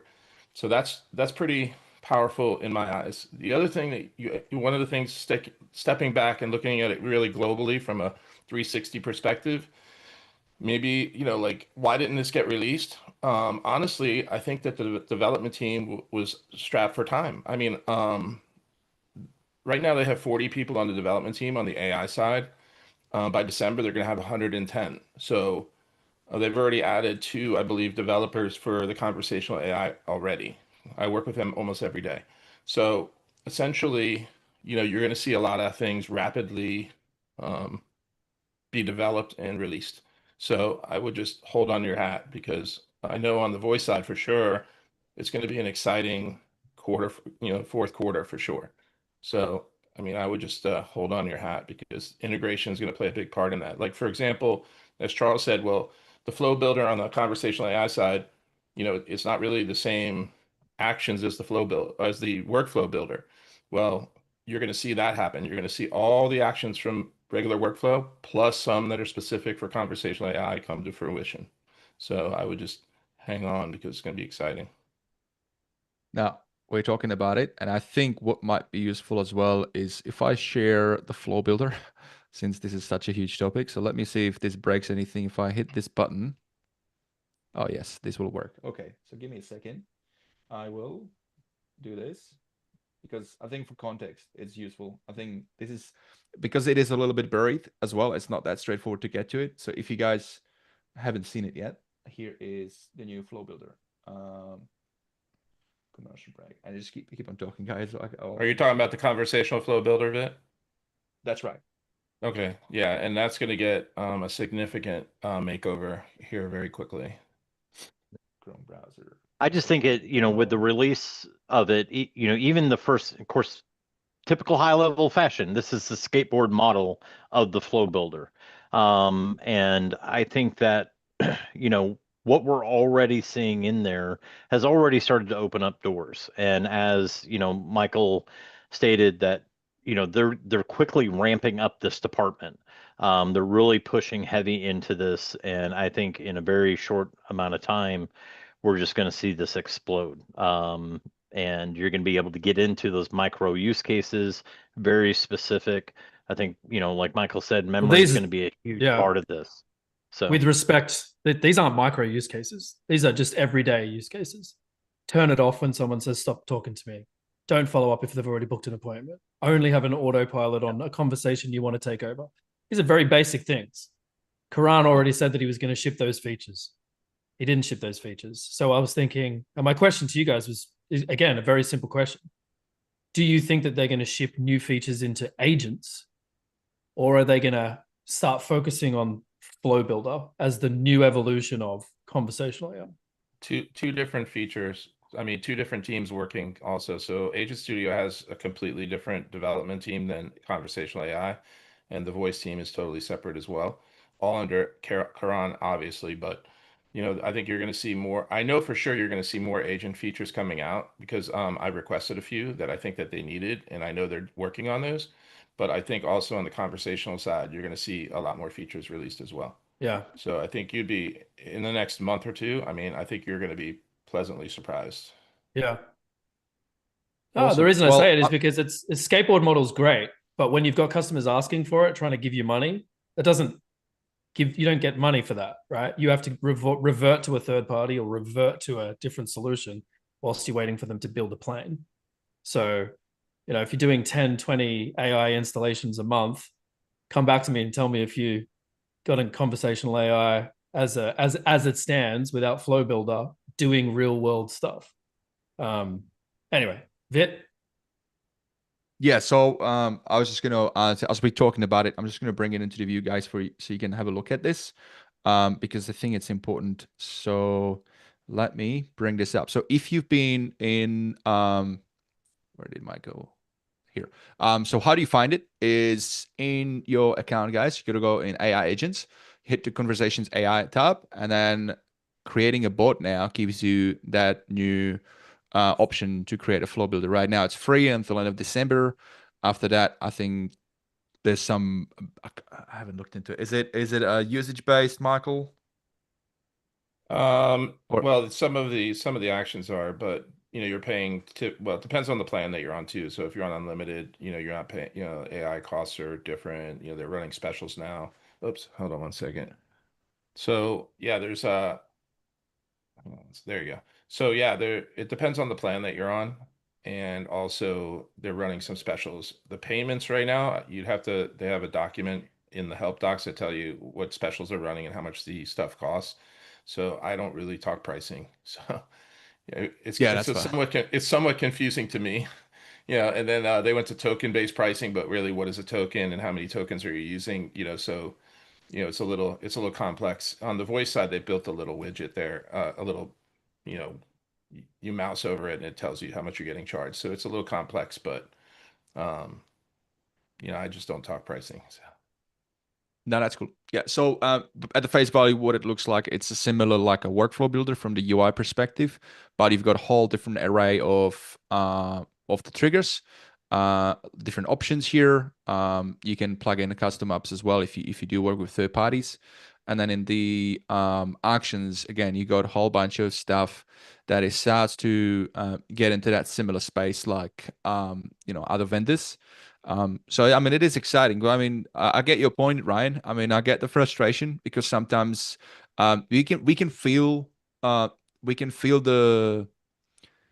like the world doesn't stop and the innovation goes really, really fast and competition's catching up. So it's kind of like, I get your point. It's like, I want it now because like if I don't have it now, they might go somewhere else. So it's that, right? But for that, this is why we got third-party vendors like Claudespot who are way ahead in that, right? It doesn't mean that we have to kind of go somewhere else to do it. Does it suck? It does. Is that an opportunity for us to capture some market if we do that? Yes. So I guess that's where it's at, right? Let's go to the next. Sorry, Vit, before you go onto the next, I think one of the things to think about and remind yourself in terms of if we step beyond this roundtable and those who might be listening, for many of us who've been in the tech industry for a long time, we've probably heard this term, but I think it's important to remember that if you're on the cutting edge of technology, you're going to bleed sometimes, right? And when you're talking to your customers and them understanding that we're in AI and pricing models are changing and integrations are changing and all these things are moving, like literally on a month-to-month basis, things are changing. It might make sense for some of those customers to just take a step back. You don't have to be on the bleeding edge to still be using AI. 9% of the population is even aware of it. And still have great impact for your customer base and drive growth or retention, whatever your goal might be. I think this is the time that probably this is our role to kind of help people understand that why don't you let us bleed for you and we're going to let you know when we feel like you're ready because we understand you to deploy that thing. And that's why I come back to customer journey. And a lot like what Ryan's saying is that there's these precious points that we can't give to AI right now. There's other stuff that's meaningful and admin that we can. And I think that's probably how we need to route these conversations with our customers so that they understand that, step one is we can get rid of noise, and that's going to unlock more time for you to have human connections with your customers. That can't help but drive growth and aid retention and certainly improve culture in your company. So I think, sorry to kind of go off on that, but I think it really is going to be important for us that we're in the weeds. And we're going to have to remind our customers who really, really want it that, hey, there's a trade-off here and we're all going to get there together and we're your best partner to get you there. But do keep in mind that these things are changing like week to week, month to month. So just something to keep in mind. Yeah, no, thank you for that. Yeah, that's bringing that human aspects because it's so easy like for us to get nerdy. And like you said, we've been at it for a while. So our bar is way higher than, like you said, what the businesses actually appreciate is way less. So that's yeah. Thank you for that comment. All right, so let's dive into these other features that are on this topic of AI and automation. We've kind of covered a lot of them, so I'm just going to fast track through this because there is like 88 features, and I am more of an excited guy. Like I'm all in. But I don't know if we're gonna be. I'm also very ambitious, and I don't know if we're gonna smash it all through in this session. We might have to go for like bloody 5 hours. But so I'm just gonna fast forward and just gonna mention these and just explain what these means for those of you guys watching. If we have anything to add to those, we'll add, and then we move to the next category, which is let's have a look here. The exciting one, which is the day-to-day, really. Using the system CRM and contacts. Some really cool stuff there. So new knowledge-based sources have been waiting for this. This is now available. It's really exciting.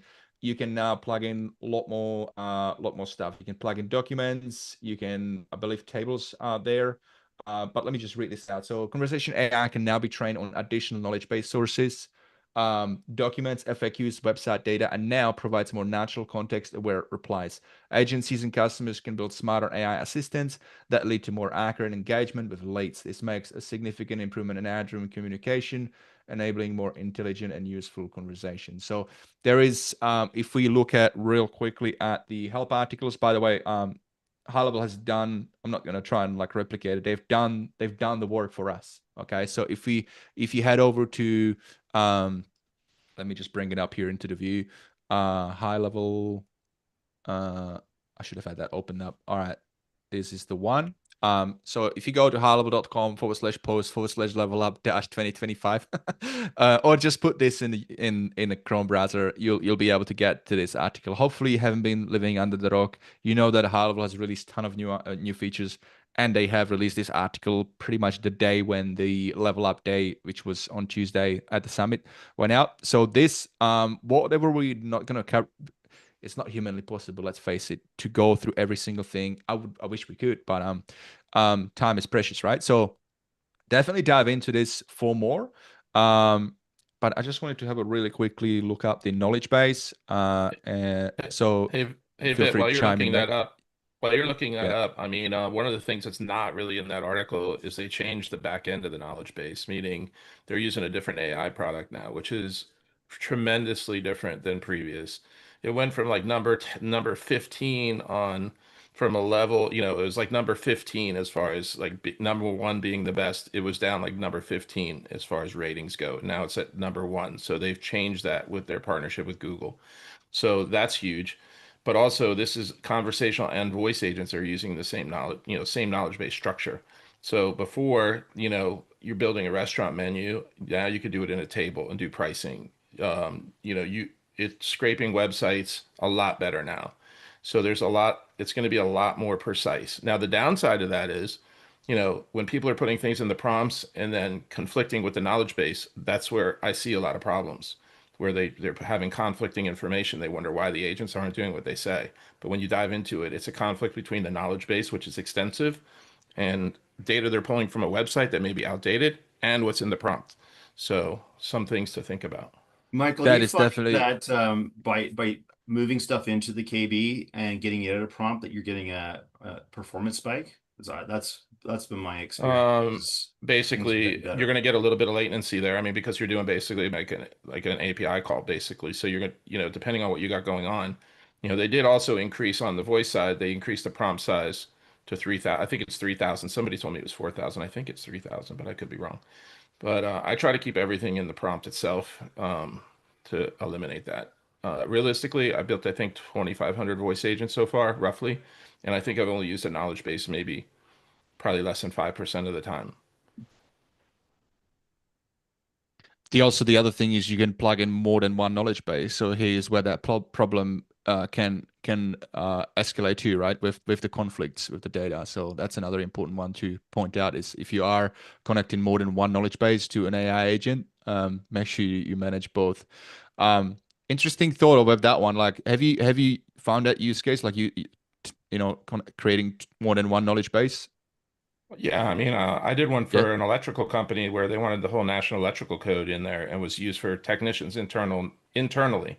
So it wasn't for external customers. It was just for their technicians. Say, hey, how far does this fuse have to be from this, or how big is a wire for this? So their electricians can call it up and say, what's the code? So we have all of those broken into separate knowledge bases, in each chapter. And it did pretty well. I mean, it was pretty much spot on. They couldn't believe it. Yeah. So it's See, kind and of I like think one that's a knowledge. great. I was just going to Sorry, say, see, I think that's another great example of finding the proper use case for the business. Yeah. It's not customer facing, it's internal facing. And they're getting a ton of business, they're saving so much time, saving so much effort, saving themselves a ton of costs on training and everything Liability. else. Yeah, I mean, it's just another great example. So I appreciate you bringing up that use case. I agree 100%, Charles. I think when we think about it, and I keep coming back to that human interaction, but when we expect a quick answer, we expect it. When we ask something that we know would take us 20 minutes to look up in a manual, we're going to tolerate, 5 to 10 seconds of getting to that spot for us, right? So, if we keep that in mind, that's where we get that tolerance stuff, and that stuff can sit in KB. The stuff that needs to be instant, yeah, it's got to be sitting there in the prompt ready to go. Yeah, I mean, even that electrical code, the whole entire NEC was in there. And I mean, I would think it would be like less than a second they were getting responses, and detailed responses, like fusing stuff that I didn't even know about, but it was dead on. It's awesome. Speaking of use cases, here's a really good one with the tables, which I like. If you're after, what's his name? One of the big one. He's all after car dealerships. Shout out to Michael from Australia. Anyway, if you go after car dealerships and you're trying to help them sell more cars, right? So imagine this: you could plug in a table. I assume that you could plug in a live data, so like a live spreadsheet, hopefully. So let's say you've got your list of cars, makes, models, years, colors, and what's in yard and what's being sold. If you plug that in, then the idea is that AI could then, help somebody on the call who's calling like, hey, I want to buy, do you guys have that car? Do you have that car? That's a great use case, right? With tables. Yeah, we did that for yachts, so that yacht brokers have their whole yacht inventory, what they're selling, so it would go over the features and everything. It's pretty decent. That's brilliant. Awesome. All right, let's look at the next one that we've got here. So that is here we go.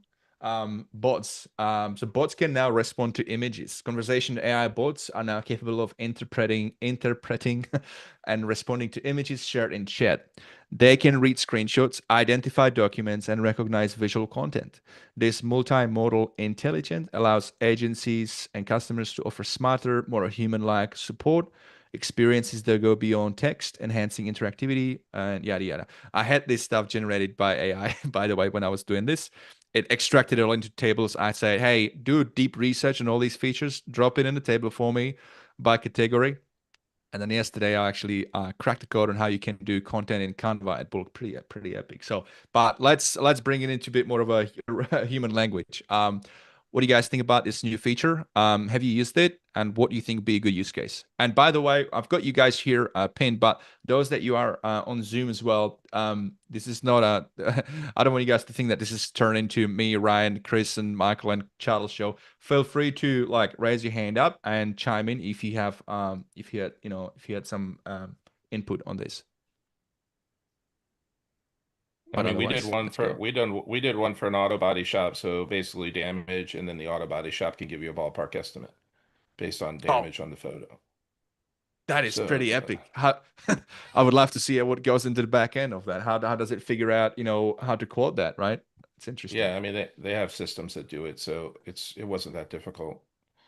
That's one option. I mean, I know like a lot of guys that do solar, they're doing aerial shots to get, size of houses, windows, window washers, things like that.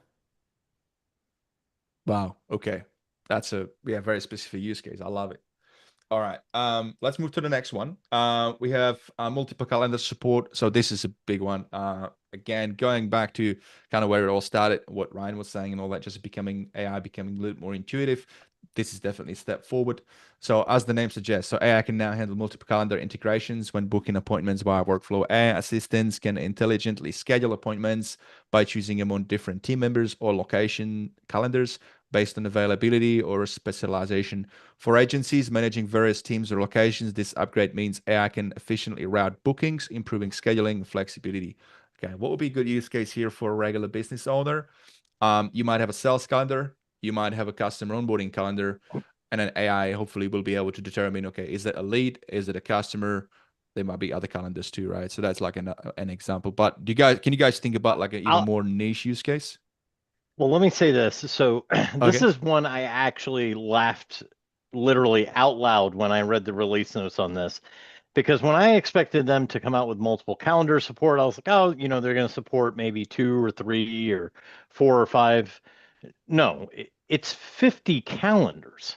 Like how insane is that? Like I read the release notes a couple times because I'm like, good Lord, 50 calendars, but I think it's amazing as we get into service calendars, we get into rentals and things like that. It's going to really blow this wide open. I think that's where we're really going to start to see this leveraged eventually. But when it comes to the big thing is they've done a great job of, and I brought this up in one of the town halls. You've got the calendar itself. You can put in a title, a description, and with the support of this multiple calendars, yes, it will look at that, but you can also, in the builder itself, in the agent builder itself, you can add in a custom description and you can go, because let's face it, we want to make sure that the AI is going to pick the right calendar. So we may want to provide a lot of information so it knows exactly what the purpose of that calendar is in the agent. However, we don't want that showing to the end customer because it's too much information. We don't want that description to be that long. And so I think they've done a great job of this, being able to jump from sales to service to warranty, whatever it may be. Business development centers, you've got different agents, remote business development centers are really taking off with AI right now. They're leveraging the heck out of it. I know in automotive they are. I've got several friends that run BDC companies remote for a number of dealerships, and now they can, hook into all these different dealership calendars, switch between them, and be able to really know, okay, we're working with a multi-rooftop dealer that deals with Chrysler, Ford, maybe they've got a Chevy store, they've got a Ram store, and how do we make sure that they get on the right calendar with the right department, with the right sales team? Is it commercial vehicles versus, non-commercial? Is it truck versus car? And so now you open the door so wide open by having this multi-calendar integration and being able to really narrow down on that description. And one of the things I know, they haven't released it yet. We were talking about it. I was talking with the dev team the other day. They're going to make this a little bit easier on us by pulling in a AI enhancement in the calendar description in the AI agent builder. So that way we can make sure that we're putting in good descriptions so we get them to the right calendar. Because sometimes what we write might be not quite enough. And maybe we need to expand on that a little bit. So they're going to bring that capability in there. So I think it's a great release. Just I like it. quickly Input speak out. to the, sorry, I was just gonna say, to speak to the 50 calendars, you can imagine this in the spa space, right? So you've got multiple rooms, multiple practitioners. Booking's easy, right? What's hard is when the typical process is I want to have a spa day with my friends, and there's 7 of us, and I've got to figure all that out through multiple calendars. Then 2 friends cancel and 1 wants to join and 1's last minute. This is just painful for people to deal with on the phone. And done right, this is an amazing use case for AI to take care of, right? Because it's just going to figure it out. So I'm excited about this. I think it's going to be huge in the fitness and wellness space. Yeah. Fitness and wellness space reminds me, me and you have to talk, mate. I've got something pretty exciting. Now, I was just looking at this article. What is also really cool is they have a fallback. So, input, output, right? AI is only going to be as good as what you feed it with, what information it has to tap into. So you can already hear on this slide, you can see that was it? Here we go. That it has the capability, so you can determine, you know, what's the prompt, what's the like intent by the customer. So we have an example here, manicure for a beauty salon. And so the prompt here is the customer wants to book a manicure. Pretty straightforward. So you put it in there, AI can tap into it and then select that calendar. What I do like is that they did offer this option as well, the fallback. A fallback when AI actually, you know, kind of figure it out. So you have a fallback calendar. So yeah, it's gonna get better, but it's already pretty exciting. Moving on, let's look at the next one here. So what we have is version 3, the new flow builder. Well, we talked about it once, so I'll probably just skip past that one. We've dived into that one enough. And that one kind of deserves its all full like a webinar thing, really. New voice AI chat widget is pretty cool. So you can now actually, instead of just chat, you can actually add that final orb. A lot of other vendors had it for a while, so finally we'll have it. So what that means is you'll be able to offer people who jump on your website to speak without, you know, providing details. They can just speak to the orb.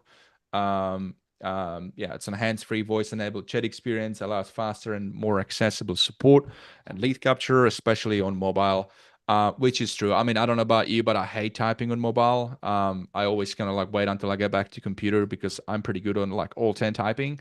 But with my thumb, I hate it. So this is really good. And I think for a lot of other people, for businesses, for their potential customers, it's just going to add extra level of accessibility is actually also where it plays, right? Because some people just can't, they might not be able. So yeah, it just opens up a lot of doors, delivers a more human-like interaction, improves user engagement, and making customer support more efficient.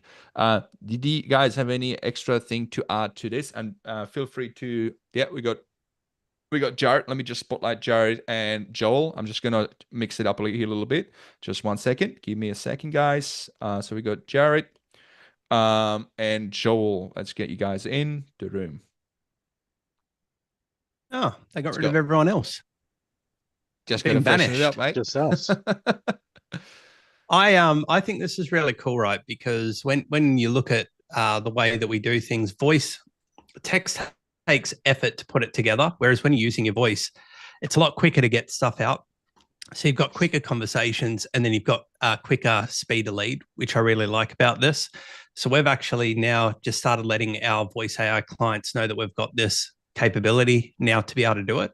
And then we're looking at this from different points of view. So, you know, we've got a termite business where they're looking at doing a survey via the voice agent. And then we've got like lead scoring hidden behind that, so that when it comes to the final question, the voice agent then determines the severity of what that is and then puts it into play. So I really like what this is. We're still dabbling with it now and trying to work out more and more use cases with it, but it's something that I think a lot of us have wanted to be able to include. Absolutely. I'm just looking at messages as well. There's Abdi Yusuf on YouTube saying, I got a problem on my AI voice agents. Can anyone help me, please? Yes, mate.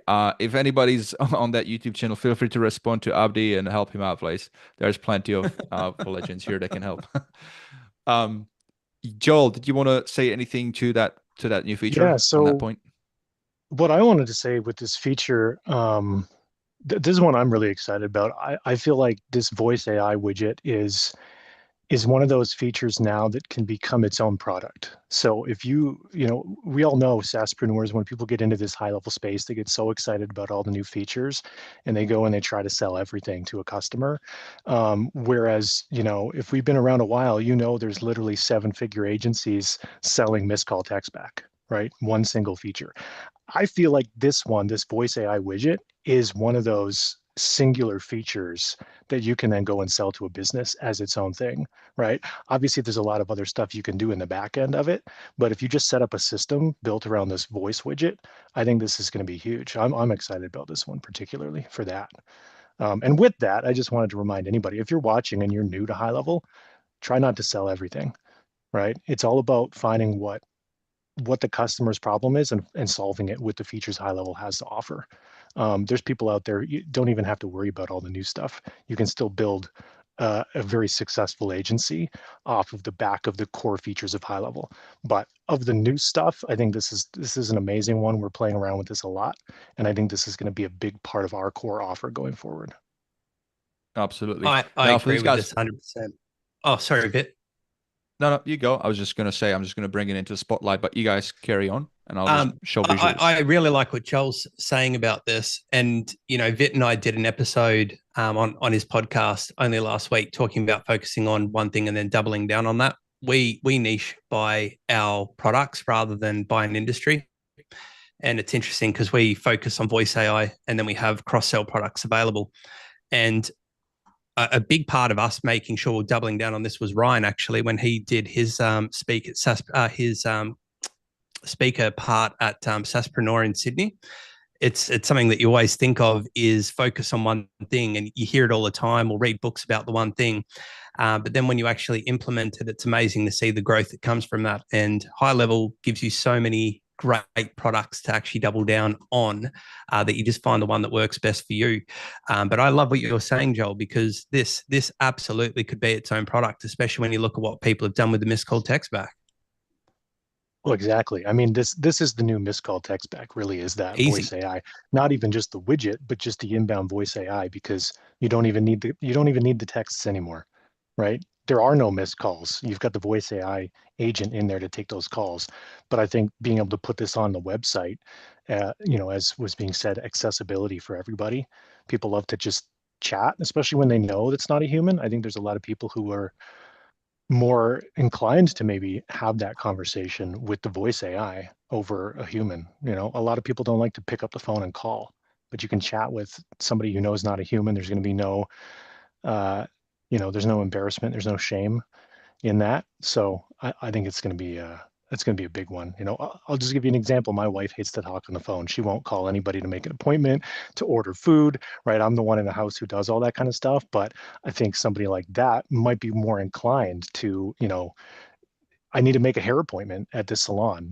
Go onto their website, talk to the voice agent, ask your questions. You've got all of the other features behind it. You've got your knowledge bases, you've got your pricing tables, all of that stuff there. And then you book the appointment. You've got your multiple calendars in there. I mean, I think it's huge. Yeah. It's epic. Yeah. Awesome. All right. Let's do a rapid fire. We got three more cool little features on the AI segment, and then we're going to take a small break. So let's dive in. This next one, outbound. Hang on. Outbound calling compliance. So what is it? New compliance checks for voice outbound calls ensure agencies meet regional regulations. Before each automated call, the system verifies the contact's permissions and do not call status to ensure compliance. This reduces legal risks and avoids penalties while maintaining efficient outreach. Agencies benefit from having AI-driven calls that are both powerful and compliant by default with clear audit trails for every interaction. This one, we've been waiting for a while, and there's a reason why HighLevel has been holding off getting it out there. They wanted to get it all right, and I think they've done a pretty good job from a face value. I haven't used it fully yet. Yes, maybe some pros and cons. It's a new thing, but it's pretty good step forward. We have Michael chiming in on that. Let's bring Michael into the chat. So and Joel, I was the first one to test this feature for them, and I'll never forget it. I set this thing up. I made a call. I wanted to, because I was in testing phase, and then that was it for 24 hours. I had to wait another 24 hours to do another test call because there was no way to do a test call because they shut you down after one call to one person, you know, at a time. So I was like, this is unbelievable. We gotta fix this. You got to be able to let, you know, admins or somebody test this. And then I don't know, 3 days later, they put out that web calling feature on the right side, you know, in the voice agent area.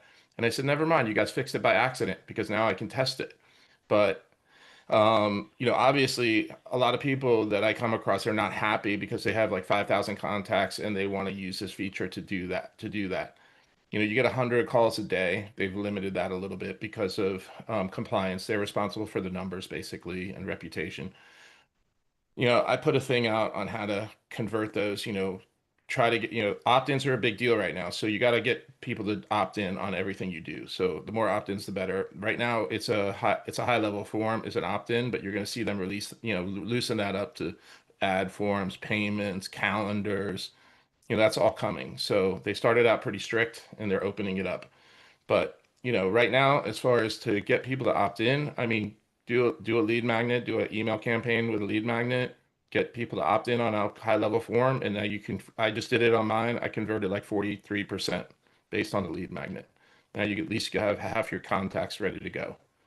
I don't really use this for cold calling at all. I use it for proactive service reminders is the best use case for this. People that, have a scheduled event every year, and you need to call them at the 11-month mark. So you have to service their yacht every year. At the 11th month, they're getting a call. That's basically how I use it. To me, I don't need it for service reminders as far as like appointment reminders, because, you could send them an SMS and an email for that.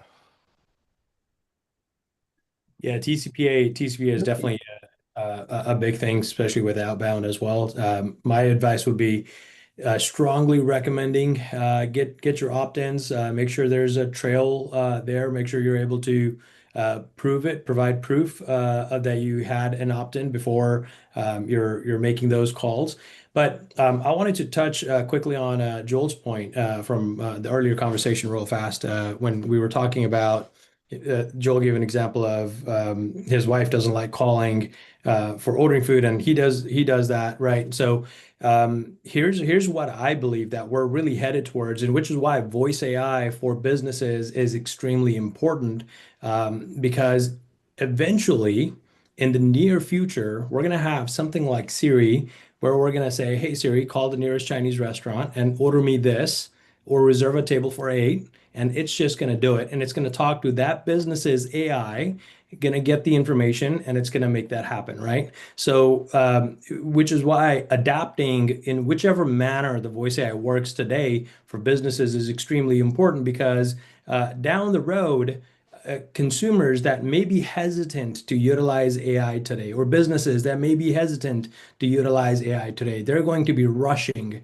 to AI agencies, asking them and begging them, put this in my place because I'm hurting for, because now consumers are going to adapt that portion of it. As soon as they start loving and talking to the AI, they're going to absolutely be on board with utilizing it, because now it's making their lives more efficient. They don't have to stay on hold and wait to talk to somebody with perhaps a bad mood, or not having a good day, or not being able to understand the accent, whatever the case may be, right? All they're doing is telling their own personal assistant to do XYZ. That might just be ChatGPT, who knows, right?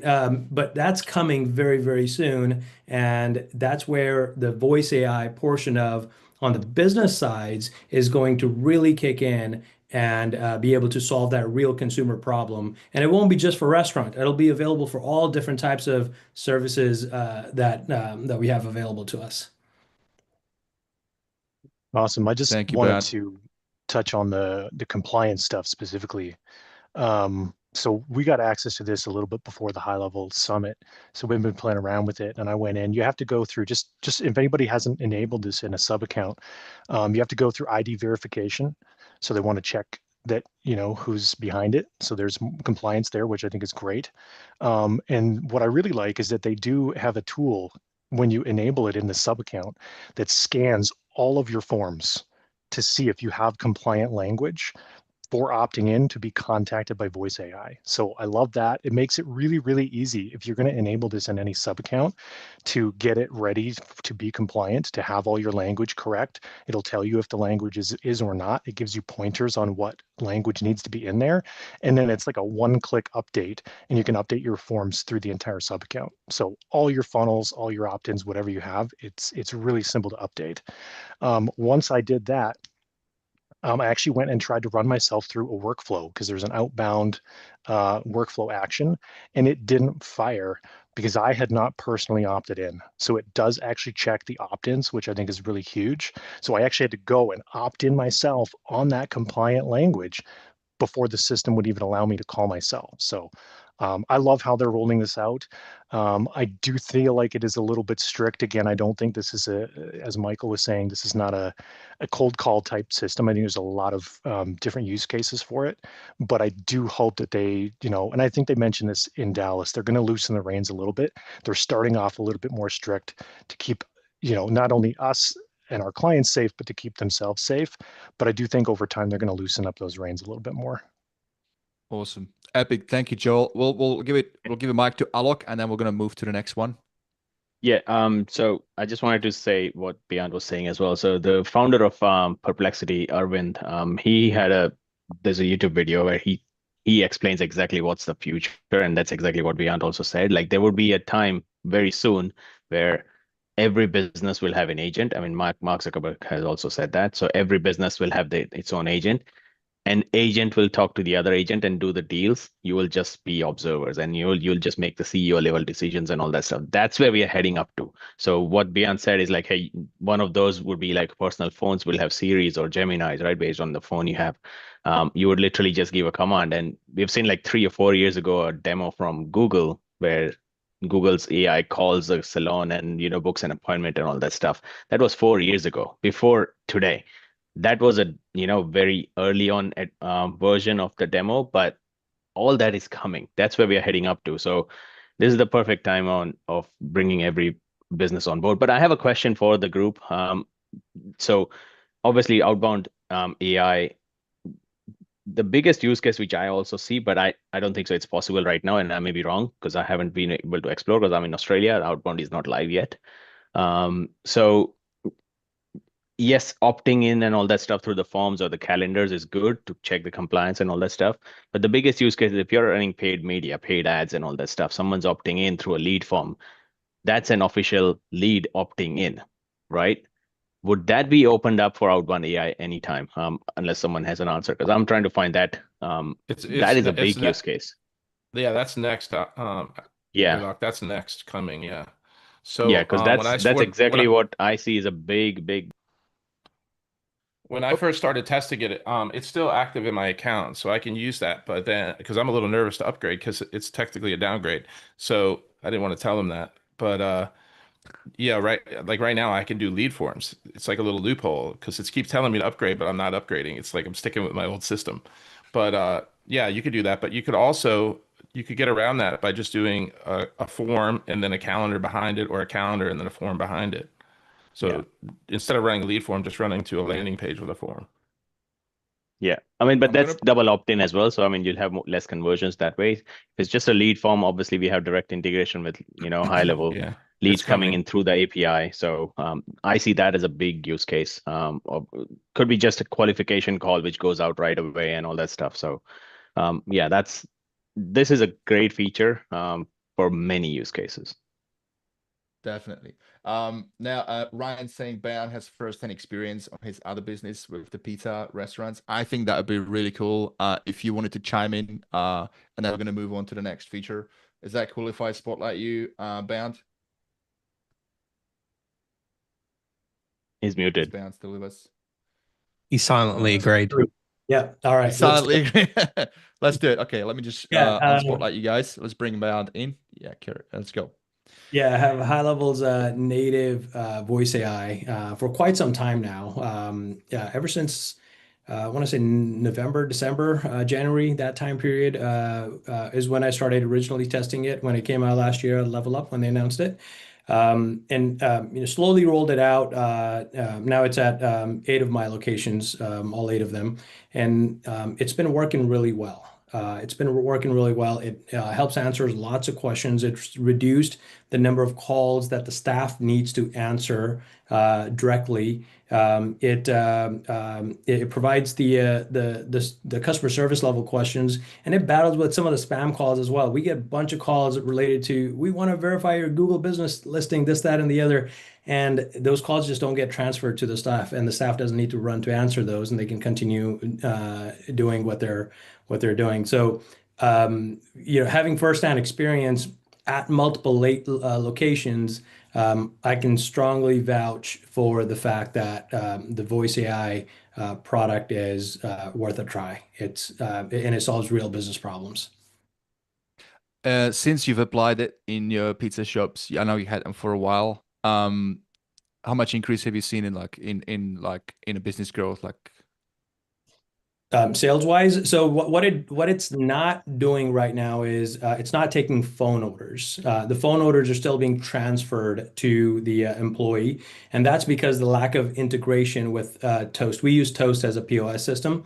The AI itself is capable of taking an order, and I've tested all of that, totaling the order, and through custom actions, even shipping it off to like a spreadsheet or something, wherever you wanted to have it go. But in order for my stores are high volume, so I can't rely on sending it via email and then having them check on the order through an email. So it needs to go directly to the POS, and then the POS needs to be able to print in the kitchen printer as well, so that the kitchen staff sees that order come in through. As soon as that integration is available with Toast, I'd be the first one to jump on that and solve that problem as well. Now I can calculate real ROI based off of order volume that it's taking, instead of just saving time for the team. The ROI is already there just because what I've been able to see that it's able to do for the business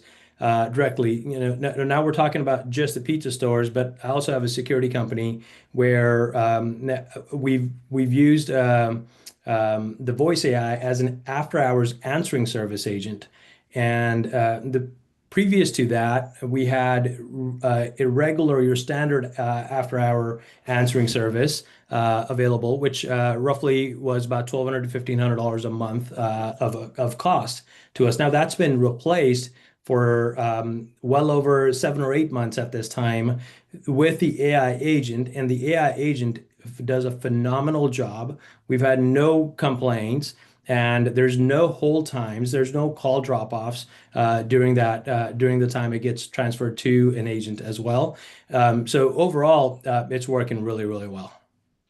I used to work in a busy pizza restaurant because my background is a chef by trade, and every Friday we would do about 500 pizzas. They had a massive beer garden, one of the biggest places here in Sydney. On shout out to the Oaks Hotel in the Neutral Bay. And I can tell you, when you get that many orders, all you do is just focus on efficiency in the kitchen, just getting it out there, getting it out there. I can't imagine if I had to check an email. So I totally understand what you're saying.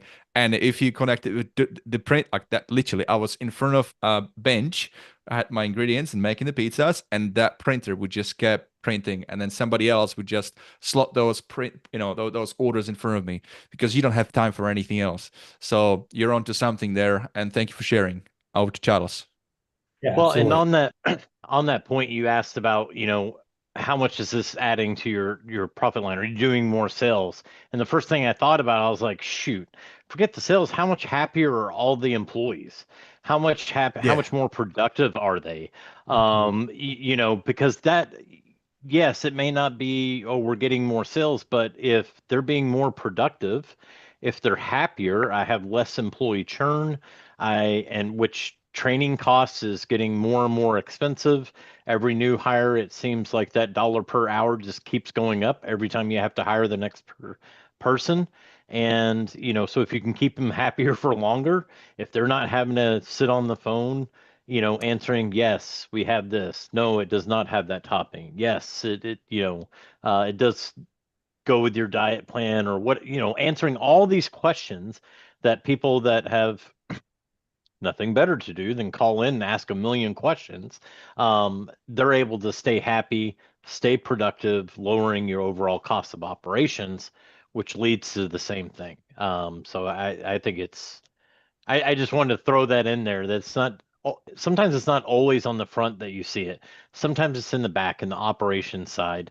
How much happier are you keeping your employees, your team members, and increasing that productivity. Yeah, and I mean, just imagine that you've got, we're putting ourselves in a real business scenario, and as the day-to-day operations running, somebody's perhaps, doing something, completing a task, and then the phone rings that they have to drop whatever they're doing, go answer the phone, and they come to find out the customer just wanted to ask a couple questions, didn't want to place an order yet, and all they had to do is, hey, are you guys still open? or do you have XYZ pizza, or do you deliver, or Google listing wanting to verify as spam call, right? Now they don't have to worry about all of those calls, and there's a lot of those calls that come in that are just questions that could be answered by the AI agent. There's a lot of I should check on this particular stat to see how many total calls that come in. Of those, how many of those calls are actually transferred to the store, so we can see deflection point, how many calls are being deflected by the AI. That would be a good stat to check on. Awesome. We got Lucky and Alok. I'm going to get them in the room shortly. I just wanted, before I drop you guys, I just wanted to say, hospitality business, tight margins, right? For a lot of restaurants. So that is really the real opportunity here, Rocky's saying. So creating efficiency, helping those restaurants keep more money in their pocket while making the life of their customers, chefs. I tell you, like, working in the kitchen is no easy feat. It's stressful as heck. Alok, Lucky, thank you guys for being on. What you got? Yeah, man. I'll just a quick one.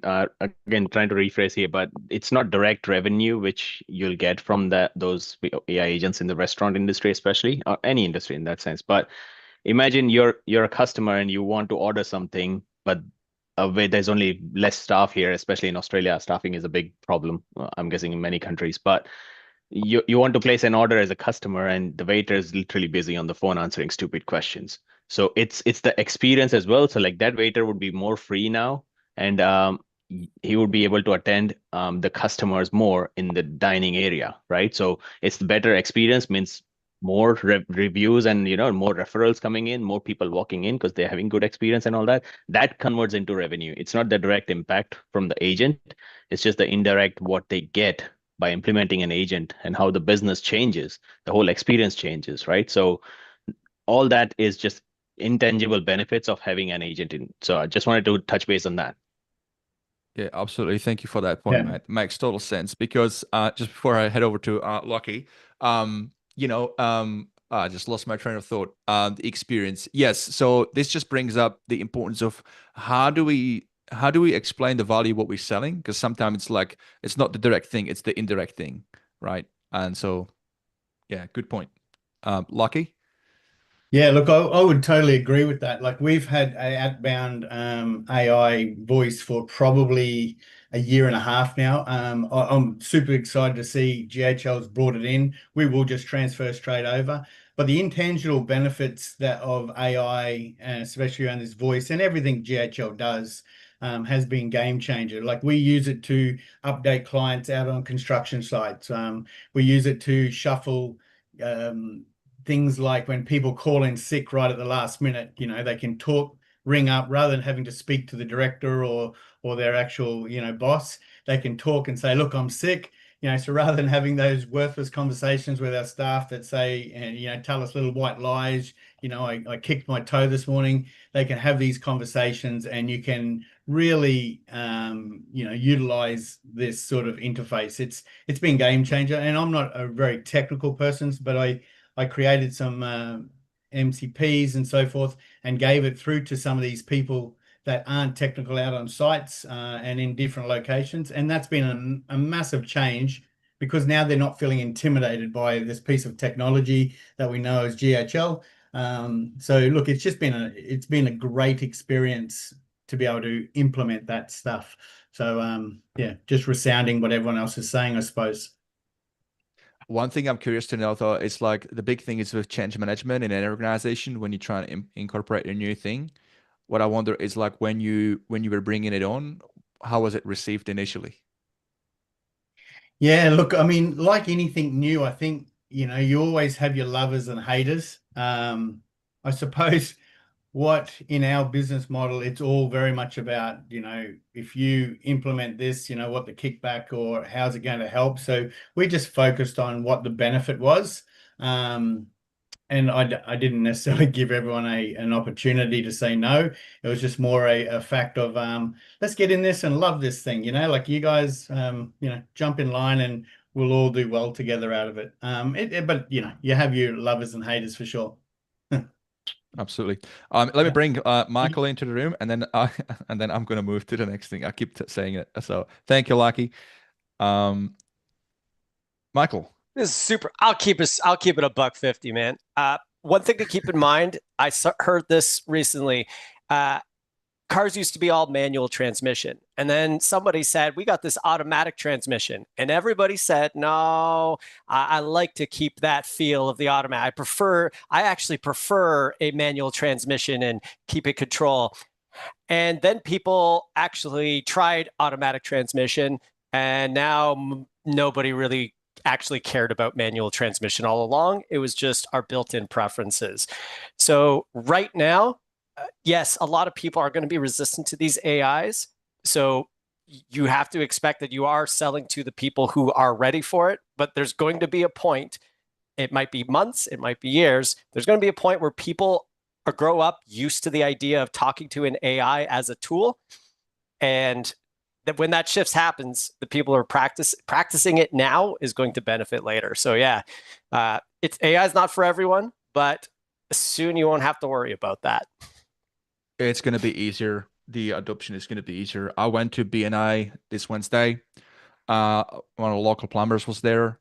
He's just switched over from ServiceMate over to Service Titan. They're going big on AI too, right? The job management platform.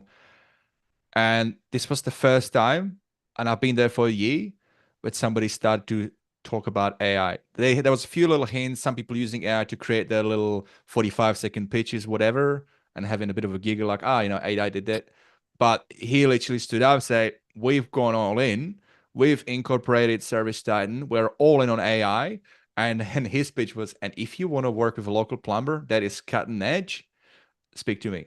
So it is happening. I'm noticing it more and more. And I think because the problem has been explaining it what it is. And look, I've been struggling, and that could be also maybe how I explain it. But I've been trying different things, and so far it hasn't really hit the mark the way I want it. And I just think that's just the market. It's still like kind of apprehensive. Start with the fun stuff. Start with the fun stuff. Tell people like, hey, if you have a problem with our service, yell at our AI for a bit, and then get it all out, and then a human come in. Anyway, I don't want to get to the next topic. I don't want to take us down another side quest. Yeah, let's do that. All right, so let's go, and then we're going to take a short break. So I've got 2 more AI features that are really exciting, and then we're going to wrap up this whole AI automation. And I think it was a good thing that we did as a first thing, because this is the most exciting and the most impactful. So there is like 88 features, by the way, and we're only scratching surface on the first 10. So I don't know how far we're going to go. I've got another 2 hours before I got to go and do shoot some videos for my clients. But let's go in. Email. Best time recommendation in email marketing campaigns. Super straightforward. Let me show you. So what this does is in your email builder, when you send it out a campaign, you now have this cool little thing that says Smart Send, and it'll just give you a recommendation, and then that's it. Simple, effective. So check it out. Next one is the auto refresh of knowledge base. So this should have been paired with that one, but so we already talked about how knowledge base is now, you can plug in all the all the other cool stuff, tables, all that stuff. We covered that. What is good about this one is you were all up until this point, you were able to do FAQs, and you were able to plug in, like, get your website scraped. Great. The problem with that was, and I think Michael hinted at that, it's like if the information is incongruent, then your AI is going to be out of whack because it's tapping into that information. But if your website's been updated since, for example, it's a problem, right? Well, now with this new release, you don't have to worry about it. The AI will automatically check, auto refresh itself based on those train links. And I think this is brilliant because for us agency owners, if you got many sub accounts and if you roll these things out, having to keep an eye out on these things and manage these sub account, it's a lot of work. Even if you have VAs, it just opens up a lot of room for missing that. So that just takes one headache away. And with that, I just wanted to let me just do this real thing because I don't do it enough right now, but I just wanted to tell you guys here on this call, I really appreciate you. You're still hanging out with me, and it means a lot to me because you're all running agencies. You got stuff to do. I've got stuff to do. The fact that you're still here means that we're doing something right, and I really appreciate you. So with that, because I appreciate you also, make sure that you take a small break. We're going to put a little commercial break to thank our sponsors of the show who make this show possible, and then we're going to come back. Give it like 4 minutes.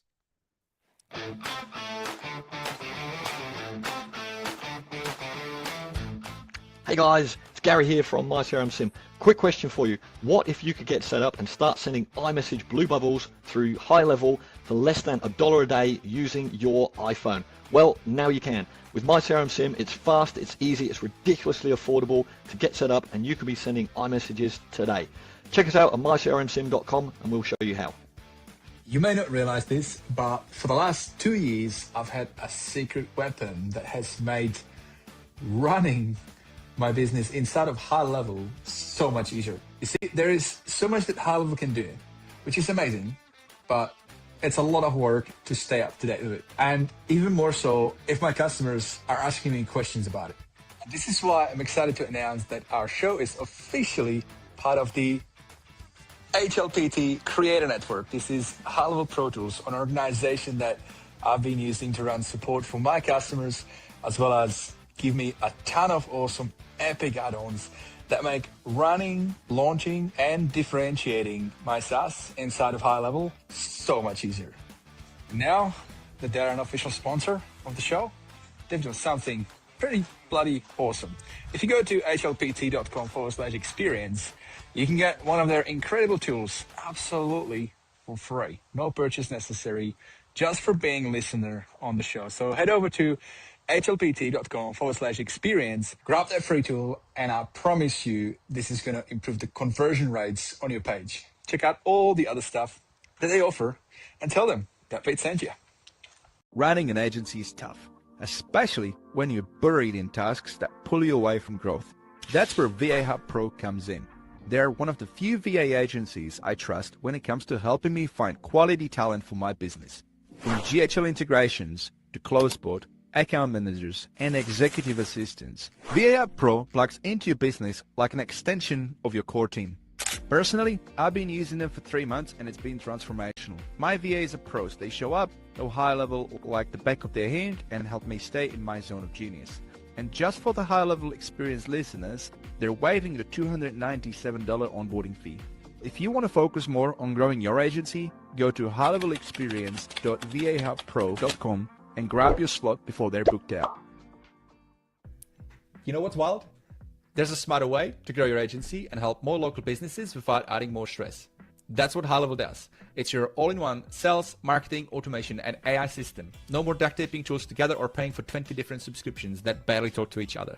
I've been using it for 5 years with my own white-level version, Stand Out from the Pack, helping Aussie businesses like Dimitri, a Canberra electrician, who now runs his jobs, quotes, calls, and follow-ups with our built-in AI employee. If you're an agency, HighLevel lets you do exactly that.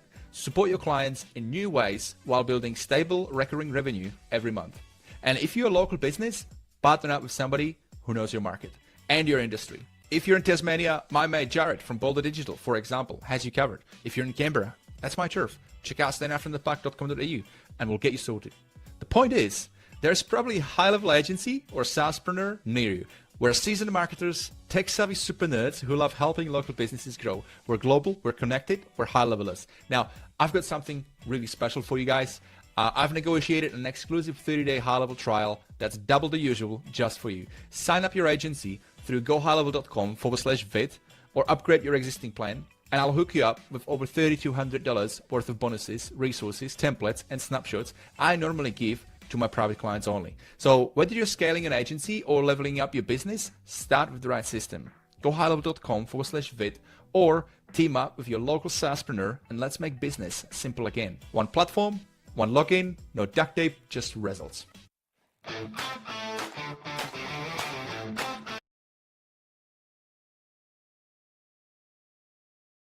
And you're muted again. And again, all right. So because I've got this program, it auto mutes me, you see. All right. So we're back from our commercial break. Once again, thank you so much for our sponsors who make the show possible. It's no easy feat.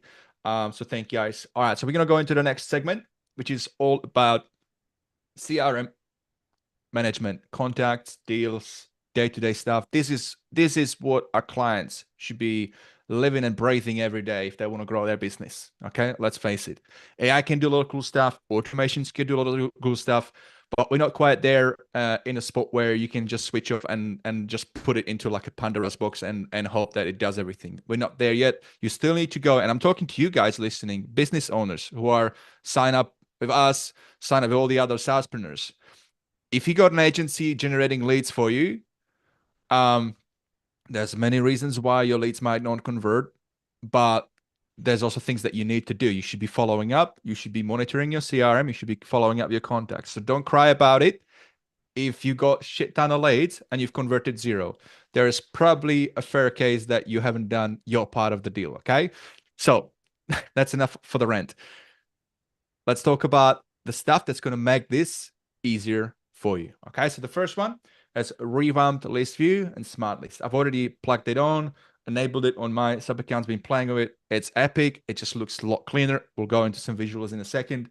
Let me explain what this is. The contact section now has new list view, smart list, offering faster, more intuitive contact management. Users can enjoy improved filtering, customizable columns, and cleaner layout for speed and ease of use. For agencies handling large lead volumes, this updates, streamlines daily workflows, and reduces time spent searching for contact data. So that's the first one. I'm going to go through a couple. I'm going to see if we can speed things up. So the next one is add contact model and upgrade customization. So this one's pretty straightforward. I'll explain it.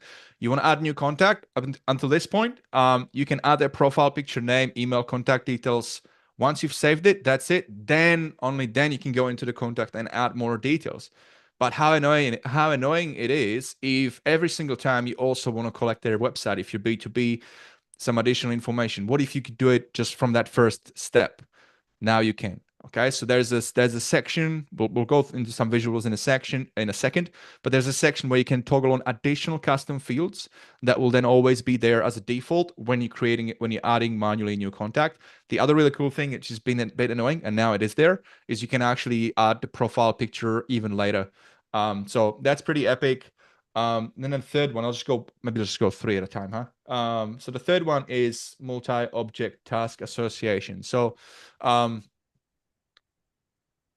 tasks, great, helps you, keep your OCD sane and nothing gets missed. Well, now you can associate task not just to one contact, but let's say it's a family.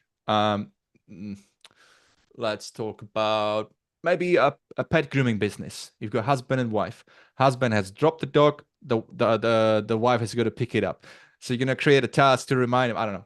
Remind them, hey, so and so. And so you got a task about the dog, but you can associate both the wife and the husband. Just for example, I don't know if it's a good one, but that's just explain what it is. But let me just read this out. So tasks can now be linked to multiple records simultaneously, including contacts. Also companies, you can associate a company, not just a person, or an opportunity, or even a custom object. So this multi-object association gives deeper context for follow-ups and team activities by tying one task to all relevant entities. Agencies benefit from no longer needing duplicate tasks for related items, resulting in a cleaner task list, more accurate reporting, and better cross-department. So the other thing I'm going to say on this, and I'm a culprit on this as well. When I built some snapshots and I help my clients, I go heavy on reminders, making sure they get notified, making sure they get tasks created so they don't miss it.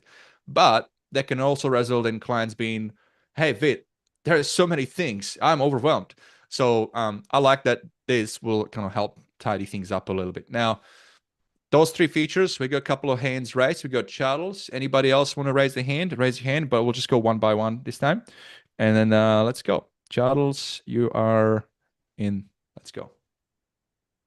So on this one, on these 3, I just wanted to point out, like the add contact module where the customization is coming into this. On the surface, it may seem simple, but I can't tell you how many times I have seen where we've had to build so many, forms, or if you're using the marketer's toolkit or a customizer and you're having to add contact buttons to try to get more information that's related to that business that you're working with. This was one of my favorite updates, because now you have the ability to not have to deal with, why am I just getting their contact information, time zone, and D&D status, and then I got to create the contact, then go into the contact record and get the information that I actually care about. And so now, just having the ability to really customize that form so that you're capturing the information that is important to your business. That's one of the things I love about this. And for all those that have asked for several years now, yes, you can finally upload a contact profile image at any time you want. So that was another thing that came along with this. I know a ton of people had been asking for that for years. But I love this new module and how they did it. And they really did a good job of really letting you fully customize it, pull in custom contact fields, custom object. I mean, they've just done a phenomenal job with this, and it really streamlines the process. I love the slide out panel that they put it into. It's just seems maybe like a smaller update, but in the day-to-day operations of a business, it has a huge impact. That's the reality of it. Yeah, sometimes the big flashy, sometimes the not so flashy updates make the biggest difference to the end user that's sitting in the seat using the platform and their daily operations. So, love this update. Yep. Awesome. And I know you're big on pure SaaS, selling SaaS, so you don't do any custom stuff for your customers. So that just highlights, you're in that space. You're not really building anything for them. You're helping them use the platform. So what you're saying just rings the bell. And let's get Alok in the room. Alok's got some extra perspectives to it, and we're gonna go. Thanks, on man. The next three. Yeah, can you guys see me? Yeah, cool. So yeah, once again, such a great feature. Super simple. I mean, this is what is the features which we really wanted for years, and these are the type of features which are making the platform even better now and stronger. But I had a question, that's why I raised my hand. Did I hear Charles? You said you can add custom object fields as well on the contact form? Well, let's bring Charles back. I couldn't see it. I don't know if you can add the custom objects, but I'll tell you what, I'll find out real quick. Yeah. Because that opens up a totally different use case, and it makes it even more stronger, right? That just one contact form pop-up which comes out. If you can add object fields there as well, that would be super awesome. So yeah, I'll tell you what, I don't think it can, just from a logical perspective, because this correct. is That's what I can't find it. Right, because this is about a contact object. So that wouldn't work unless they had a separate form altogether. Yeah. I mean, you can create a custom form which fills up all the details and all that stuff, add object fields in that, but just in this contact model which comes out, if we can add that would be super awesome. Yeah, absolutely. Awesome. Thank you, guys. All right, so let's look at the next.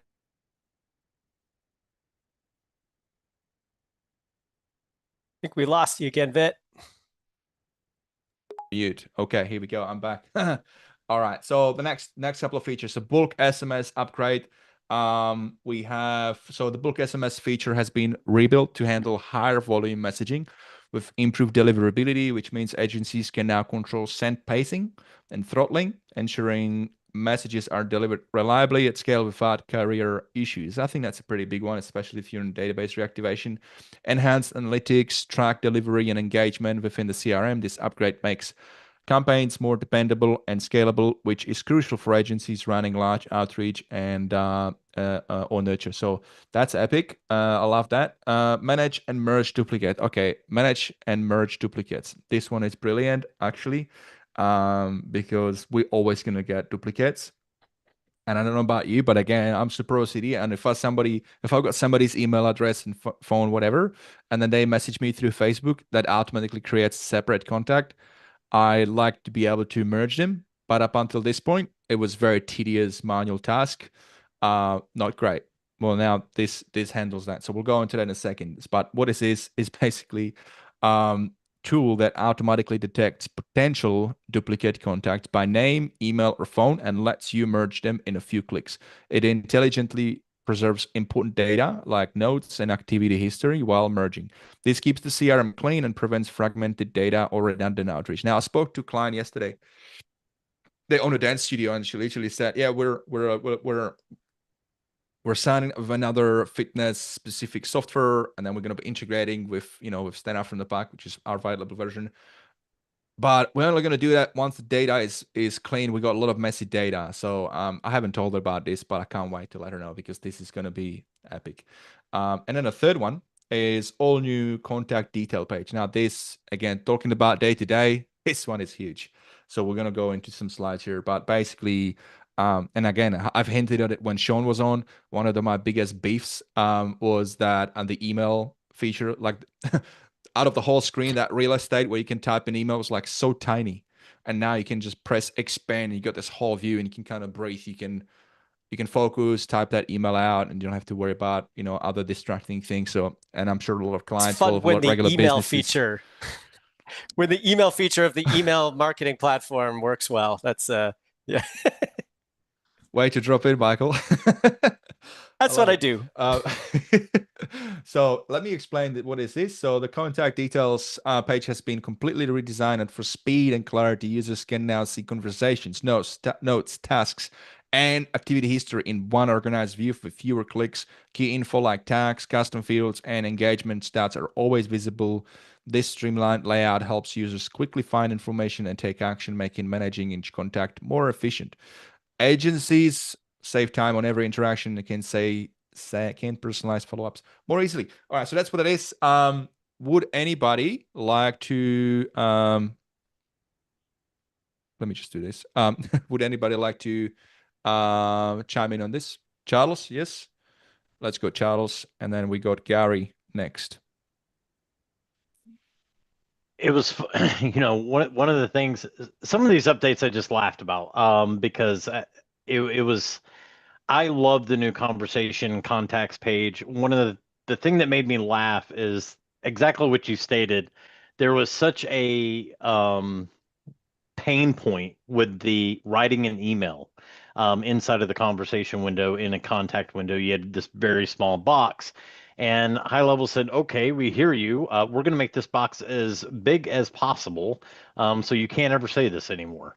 And they did. They stretched it to its outermost limits for sure. It takes up the entire screen if you expand it. But as I did, an email earlier tonight while we were actually on the call, it was super nice because I had like 5 people CC'd on it. Had a super long email with a bunch of information. I was able to visualize the entire email and not scroll in this tiny little box.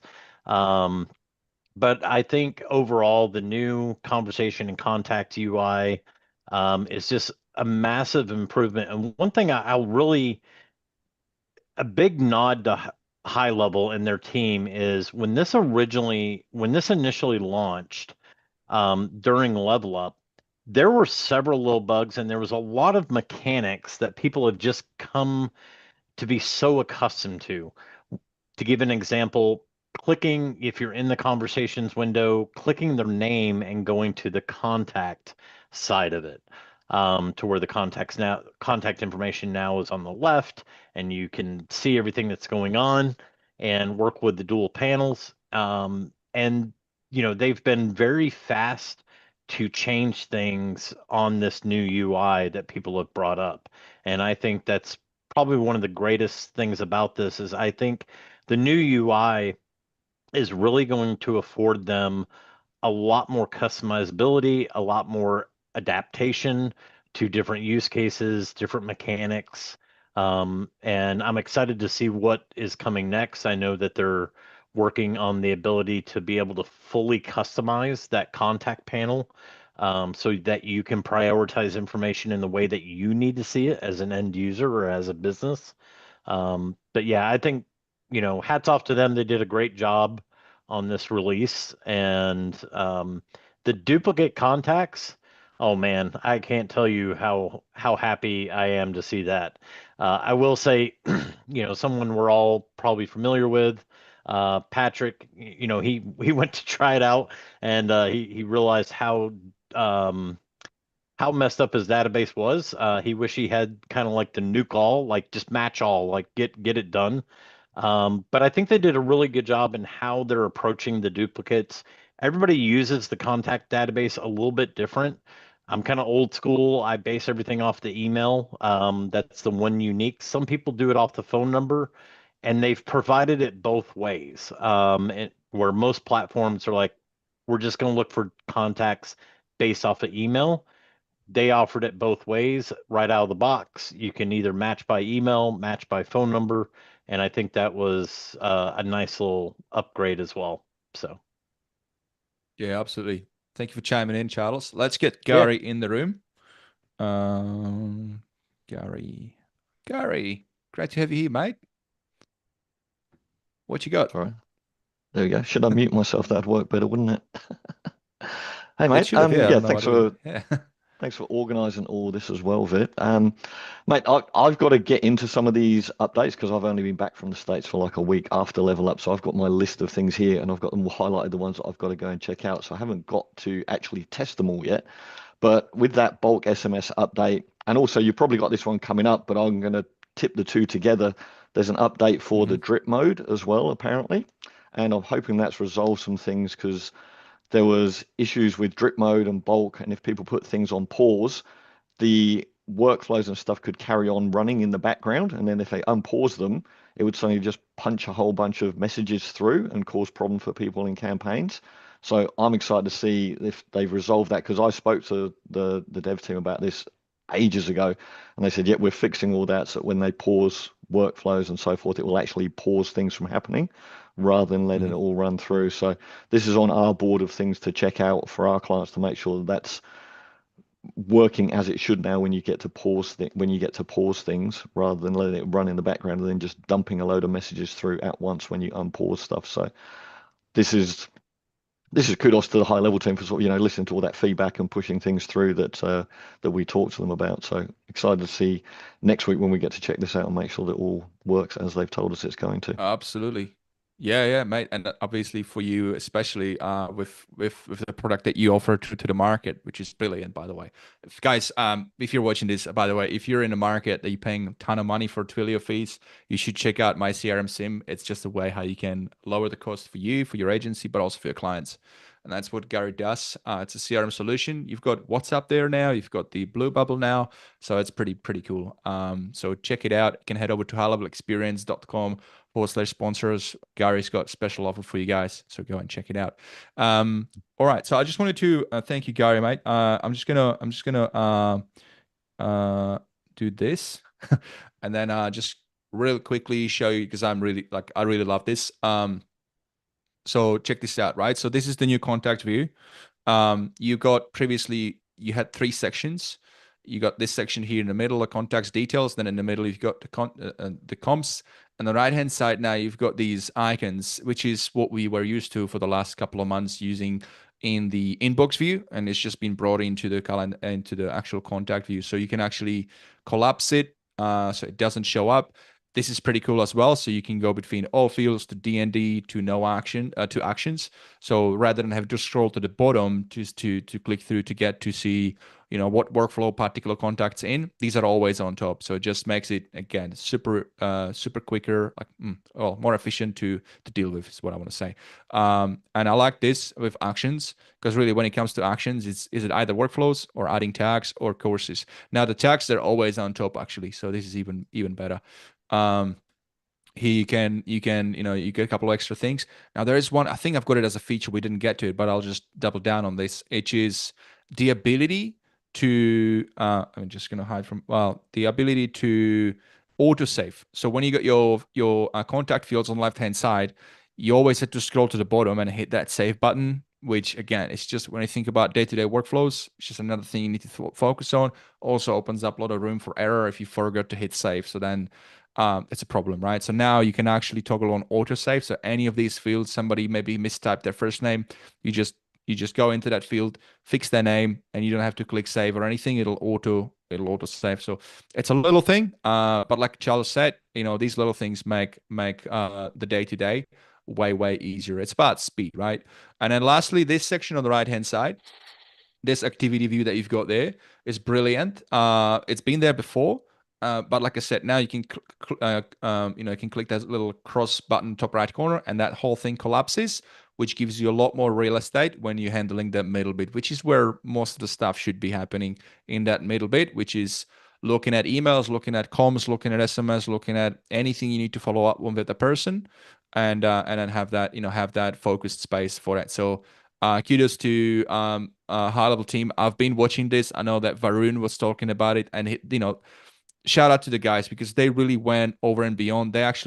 It took them longer because they wanted to make sure they release something that's actually going to be working really well. They understood this is what our clients really use day to day, and this is where it just increases value, because there are other platforms, HubSpot, Salesforce, that up until this point, they had it a lot easier to use, let's face it. And so it's really good to the HighLevel is leveling up. I haven't checked their platforms. I don't know if it's still better or worse, but to me, this is definitely improvement for me and for my clients. All right, let's move on. Let's go to the next three. Let's fire away. So we have restore page revamp, still under CRM and contact. So the restore page is for deleted items. So that's been overhauled with new filters, faster loading, and smoother recovery process. Agencies can view all deleted contacts, campaigns, assets, categorize and restore them. So again, if you make that mistake, now you've got a peace of mind that you can actually recover things. So that's pretty helpful, pretty straightforward. So we're not going to go into that too much. Accessibility enhancements, top bar, help, and drawer. Okay, I think we're going to have a look at that one, because that one opens up a lot of room for I think, is that the one that I'm talking that I'm thinking is, oh, that might be another one. There's basically now an alert thing for us agencies to push alerts into the sub accounts. I think that might be a different thing than this. This one is about does anybody know? By the way, I haven't been able to go through all the features in detail, so if anyone knows this, raise your hand up, otherwise we'll move on. And then the import Stripe products into SaaS configurator. All right, so now that's the next category. All right, so restore page and that one. I think all right, we got Charles. All right, Charles can chime in on that. Let's do that. Thank you for saving me, mate. Let's go. This is why I go to every town hall.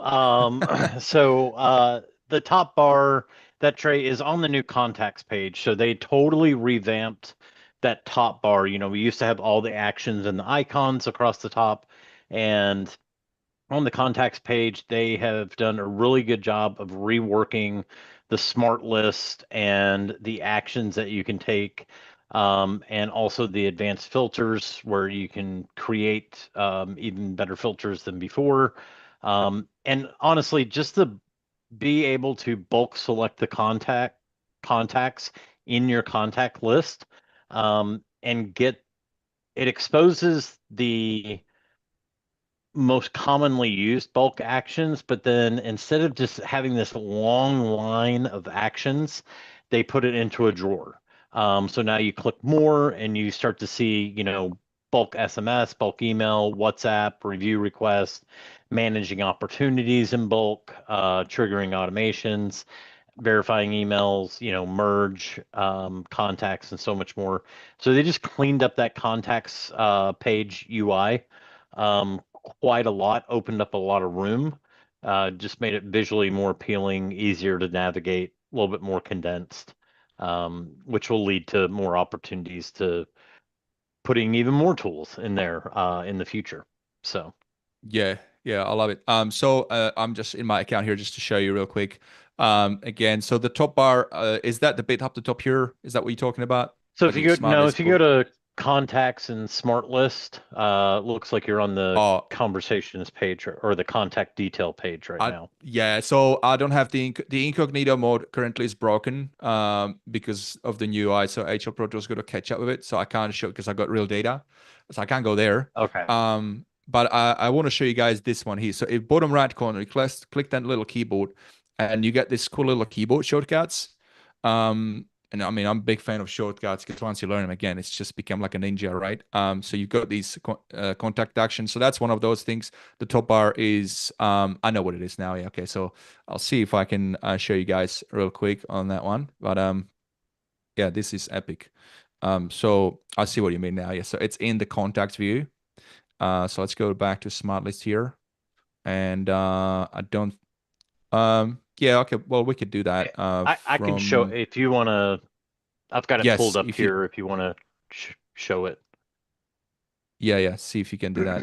Oh, you've got it there. Oh, perfect. Yep, got it there. So right here, I'm on the contacts page, and of course I've got my contacts information hidden, but what they've really changed is how the smart lists are lined up here. So, before it wasn't really easy. If you had a lot of smart lists, it wasn't really easy to see them all. So they've been able to expand this with the new layout. Also, we used to have a bunch of icons across the top with, add to workflow, email, SMS, and it was just getting super compacted. Just way too many things in the previous UI. And so now they have this top bar here. It's only visible when you select contacts. So if you go into here and you're like, where'd all the bulk actions go? You have to select your contacts first. Once you do this, then you can see the export, everything they're used to seeing. And then they've got this action drawer here where you can get into your bulk SMS, your email, adding tags, remove it, everything you're used to seeing. But they've also done a really good job of, creating more advanced filters. So you've got, pretty much any data inside. You can filter by, create smart lists. It's easy to add smart lists and see your existing smart list, and you can search your smart list now. So that's nice. Easily manage them, and then importing contacts, and then you've got some more settings over here. So just a really nice overhaul to this contacts page, which has been a nice improvement. It's much easier to read as well, a lot cleaner interface. So yeah, there's that.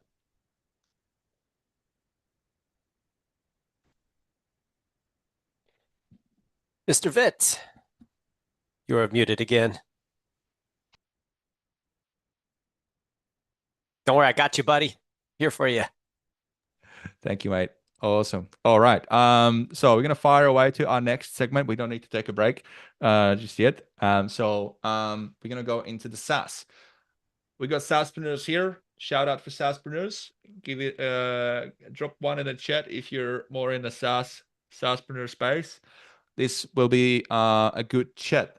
SaaS billing and sub accounts related stuff. So we got import Stripe products into SaaS configurator. We got modify SaaS plan category and plan level. I love that one. Allow downgrade with configure deflections. I've already set that one up, and it's brilliant. I already just had one client who wanted to downgrade, made it easy. Unified payment options across all SaaS locations. What else we got? Special prices for SaaS sub account. This is if you want to sell a special plan like on an ad hoc basis without having to create a whole new thing from scratch. You got product specific cancellation reasons. This is useful. Again, data and feedback is important because without feedback, you don't know what to take action on. So that's useful. This is the one I was talking about. Okay. This one is probably really exciting out of a lot of those for me. Introducing banners management. I do weekly workshops for our customers. So this is going to be another touch point to let them know. What else we got? Managing granular permissions for payments, very useful. And that's it. So then we're going to go into funnels after that. So let's start from the first one. SaaS right here. So what this does, have basically ability to import existing Stripe products if you already have them and directly into GHL SaaS configurator. What does this do? It makes setting up or updating SaaS plans much faster by eliminating manual product re-entry, right? So with simple sync from Stripe, you'll be able to reduce admin work and avoid errors, ensuring billing plans in HighLevel match what's in Stripe. This provides smoother, more seamless alignment between HighLevel SaaS accounts and Stripe billing. I don't think there's much more to say about that. It's pretty straightforward and pretty epic. modify SaaS plans category in plan level. Okay, so now this has been actually a bit of a problem for me. I've created a couple of different categories, and then I wanted to move the plans into the other category, and I couldn't do that. So that's what this does. So if you're in the same pickle, plus, we only have limit to like 20 SaaS plans that we can set up. So this helps. This doesn't help with that, but it helps with moving things around and making it a little bit more neat. Because let's face it, if you got a plan and it's in different category and you want it to offer it in the other one, so that your customer can see it, so it just gets added into the upgrade downgrade path. Well, now you can. So it lets you do that fairly easily. Restructure pricing tiers and introduce new packages. You can adjust plans without disrupting active subscription. That's a big one. And this feature is key for maintaining scalable and adaptive pricing models. So agencies can evolve their SaaS offerings over time without painful migrations, keeping their revenue streams and client subscriptions running smoothly. So that's epic. Feel free to raise your hand up at any point if anybody's got an extra thing to add to it. But otherwise, we'll keep going. So the downgrade path, this is epic. I'm actually going to go and show a little screen of that one. So you're now able to create a downgrade path. So what that means is somebody wants to downgrade, you can not prevent them from doing it, but you can persuade them to stay on the current plan. So if you got a plan A, I don't have to show, I can explain. If you got plan A, it's 100, let's say plan A is $300, plan B is $500 a month, and then plan C is $800. Somebody's on the middle plan, $500, wants to downgrade to $300. You want to keep them on the middle plan because it's revenue. Well, the deflection is they get a little pop-up and says, hey, instead of downgraded, why don't you stay on this plan and here's a discount for the next 3 months. And then you can customize how big the discount is. So let's say you give them $100 off. So they go from 500 to 400. So you still, you're still better than getting 300 and you've kept the customer on. So it just gives you that opportunity and it's fully automated. And so I think it's pretty epic. Okay, so let's get some comments as well. We can do it this way as well, speed it up. So Charles is saying this only supports coupons for up to 12 months. So there you go. You can add coupons as well. That would be, I think, under the when does that go? Under which section does it go? It'd be on the downgrade. Coupons. It'd be on the downgrade. Yeah. It's just in when you go to create a coupon, you can create it to run forever. If you're under payments and you go to create a coupon, you can run it forever. However, in the downgrade cancellation deflection setup, it only supports applying a discount for up to 12 months. It's not an actual coupon. So it's only going to support if you say, hey, look, if you stay on the middle tier, I'll give you $50 off or $100 off, whatever it may be. It'll only run that for up to 12 months, not in perpetuity. So just something to keep in mind. Well, that's good. That's a good thing, right? Otherwise, you could easily get people taking advantage of it. So yeah, so if you head over to SaaS Configurator, this is for you guys, SaaSpreneurs. SaaS Configurator, you go into the downgrade settings, and then obviously you need to toggle that on. And then it gives you the option to select also, what is the reason, so you can customize it. This is great if you've got like custom questions you want to ask. But by default, the ones that are there, I didn't really fiddle with that. I think that those are pretty good. Caveat to that, it's not available for V2 plans yet. I've got a beef with that V2 thing, but let's not open that can of worms. But yeah, if you're on V1 SaaS plans, then yes, here you can allow sub-accounts to receive discount offer more than once. Okay, so is this the one that you were talking about, Charles? Yeah, that's the one I was talking about right there. Okay, all right. So yeah, so this is okay. So somebody downgrades, doesn't downgrade, takes advantage of that, and then 2 months later they want to do it again. If you keep this toggled on, then they would get that discount again. Yeah, I don't like that, so I didn't toggle it on. Yeah. There you go. Pretty useful. All right. So let me just see if I've missed anything. Charles raised. Did you want me to spotlight you still, Charles? Yeah, if you don't, I'd like to touch on one thing, and you kind of touched on it softly. Yeah. Let's go. And this is more of a public service announcement. I did this in town hall earlier today because we had a SaaS town hall. SaaS V1 versus V2. Let me just tell you, if you're watching this, please listen to this. V2 is not a better version of V1. That is the biggest misconception. Even HighLevel has acknowledged that they named it wrong. It should have never been named V2. Long story short, they had a problem they needed to solve. The problem is not everybody uses Stripe, and they had people signing up for SaaS mode that didn't use Stripe or couldn't use Stripe because of regional restrictions. So they had two options: either bring a bunch of payment providers into SaaS Configurator on the agency side, or bring a version of the SaaS Configurator into the sub-account side where all the payment integrations already lived, and you had the marketplace with custom third-party providers as well. That is the whole premise behind V2. It's not an upgrade per se.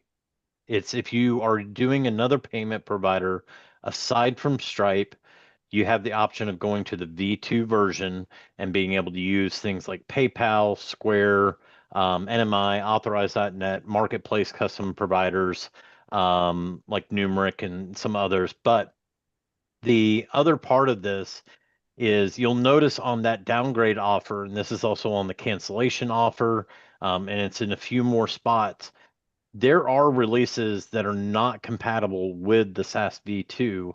And I highly encourage anybody, if you're on Stripe, do not switch to SaaS V2. They are not going to be developed simultaneously. V1 will always get the newest, latest first, then V2 will get it at some point. So it's just something to be aware of. This is a huge confusion point within the SaaS configurator and all these additional things that have come into SaaS. So I just want to make sure that everybody kind of understands what the difference is between the two. They're pretty close right now, but they're fixing to release some more updates that aren't going to be available for V2. They're only going to be available for V1. So just something to keep in mind as you're looking into the SaaS V1 and V2. Absolutely, Charles. While I've got you here, I'm gonna share a screen on this one and get your take on this, because this one is also really important. So HighLevel's released this new unified payment option across all SaaS locations. Right now, let's just bring it into the screen. So let's say you want to subscribe a sub account, one of your customers, for WordPress. It now gives you an option to pay using the card that they have on file, so that the card would show up in here, or you can add it in here if it isn't, or you can choose to charge them from their wallet, or you can pay for them, which is the third option. Now, there still is, I don't know if it's still the case, but when somebody cancels your subscription, because these things were add-ons and like a separate thing, if you don't cancel those, they'll keep on running. So if somebody cancels and you keep that account suspended, those other things will still be there, and you'll be paying for those unless the customer has a credit card on file. I know I posted in a group as well a while back, and there was a few people kind of saying the same. Sarah was saying, she had the same issue with that one. So you have to kind of keep an eye on that. So I don't know if this is a way to mitigate that or not. But certainly by using the credit card and making sure the credit card is still valid is a way to do that. But did you want to add anything to that, Charles? Yeah, so this kind of preps for something in the future, but right now the biggest thing with this is there was a big issue around if I am selling a SaaS offering and they buy WordPress hosting.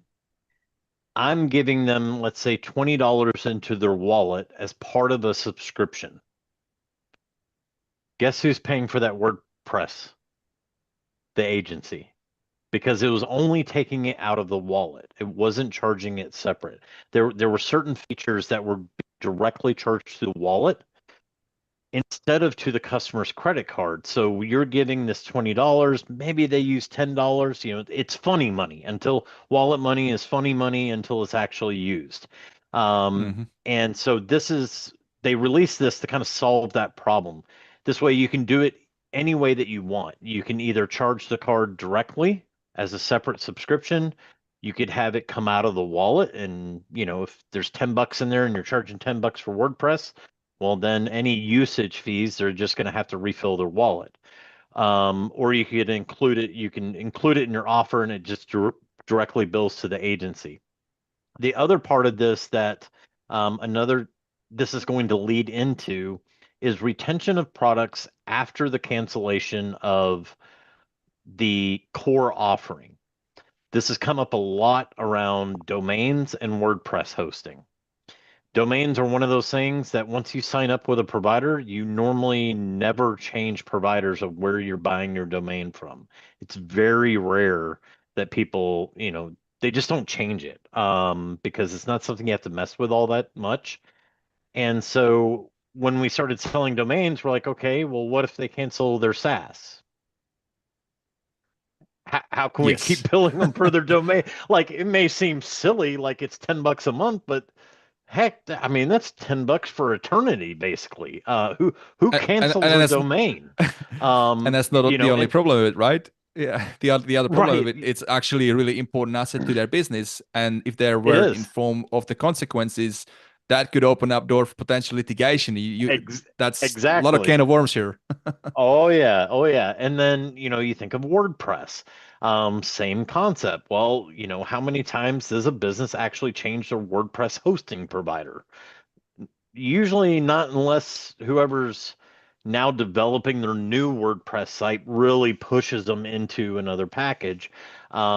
But again, it's one of those things that it kind of sits out there for years, and it's a low cost typically.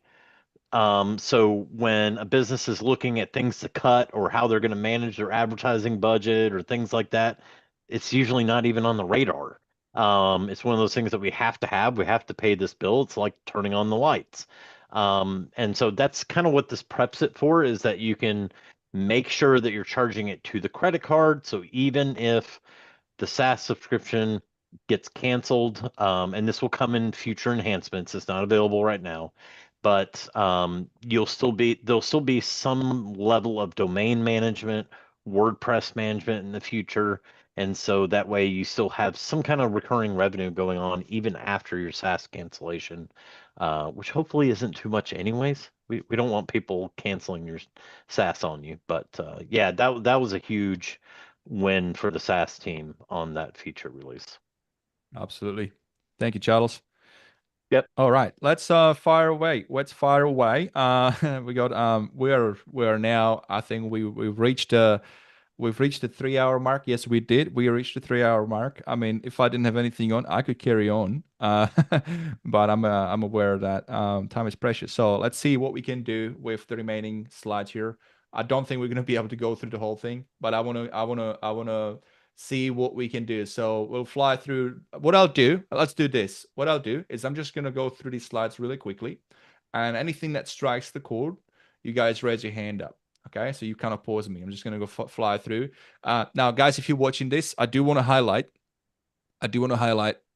Don't feel obliged that or not obliged, but don't feel like you're going to miss out if we don't cover everything in detail. Like I said, HighLevel has done the work. Okay, HighLevel has done the work. The only thing that we're adding is just our own perspectives and use cases. So that's obviously valuable. But otherwise, this article is brilliant. That's what I'm using here, right? So. All right, so that's that. Let's go back here and let's talk about it. So SaaS prices, we talked about on product specific cancellation reasons. That's upsell products. So when client cancels or downgrades the subscriptions, you can now capture the reason why tied to a specific product or subscription. So we're talking about like upsell features that you want to find out, not just the core offering, but let's say they want to cancel just that one extra thing. So this is useful. The banner management, I do want to have a look at that one real quick, and then we'll banner management. Yeah, this one is pretty epic, so I think it's just really worth to dive in that one really quickly. So basically, what it is, it's a client-facing control, so you can turn eligible high-level provided banners on or off at any time. It gives you a centralized control to what you want to show. Is there a slide? There is a slide. Okay, so you've got basically a view of all the different things that might pop up. Oh, hang on. So it's not what I thought it is. I thought it was custom banners. Okay, so my bad. Well, still, nevertheless, it's good. So you can see what you want to show and what you don't want to show and how frequently, and then toggle it on or off. So I believe that's right. So that's what that does. Okay. Never mind. So custom banners, not a thing, but I must have been dreaming. All right. Well, if you dream it, you could believe it, you could dream it, it might happen, right? Especially if you attend to town hall sessions. All right. I'm pretty sure that's a feature which is coming as well. There you go. Yeah. So it just makes a lot of sense, right? Imagine this: if you're running weekly workshops or something, and you want to like let account-wide all your customers know, or Black Friday, you want to upsell them on a service. A lot of really cool use cases, so can't wait. Granular permission for payments. So fine-tuned control over which team members can view, edit, or manage financial transactions. So that, I think this is important. We're seeing more and more granular permission control per users, and I think it's really important, and it's great that it's there. Now getting into funnels and websites. So let me see what we got here. We got funnels, element templates in Page Builder. They were already there, but this is probably an additional improvement there. Template library now available on all plans. So that's good for you guys if you're on 97 to 97. Previously it was only 497. So that's good. Built-in image editor. It's basic, but it does the job, especially when it comes to resizing and stuff. So that's handy. So that, and again, it's about workflow. Saves you time having to go to Canva and things like that. Website performance report for WordPress. Custom values were added. This is actually a big one. So my argument has always been, you're better off building it in GHL because you can personalize heck out of it by incorporating custom values and UTMs. Well, now you can help customers who don't want to do that and want to stick to WordPress. Now you can help them make their pages even more personalized. Websites and funnels now have all new AI page builder. Now this is where we get into the space, right? We talked about it, where this product is more and more becoming easier and easier to use. Maybe not on the AI front, but on a lot of these type of tools, it is. Where you can bring a client and can literally pitch them. Look, you don't have to pay, a lot of money for a website if you don't have budget for it. We've got AI builder and happy days, so it's pretty epic. We got Michael Placido raising hand. Mate, it's not snapshots yet, but let's see what you got, mate. Dude, this is, well, I deal with snapshots touches everything, right? I'll just put the hot take that that needs to be said. This goes back to why HighLevel is not an AI company, and this is one of the areas where I think it shows. The workflow AI builders and the funnel AI is not there, and I think they're going to create more problems for your clients than they're going to solve. If basic templates that you set up is too complicated for clients, giving them an AI that kind of throws a bunch of stuff onto a page and they're going to be someone's got to tech support that.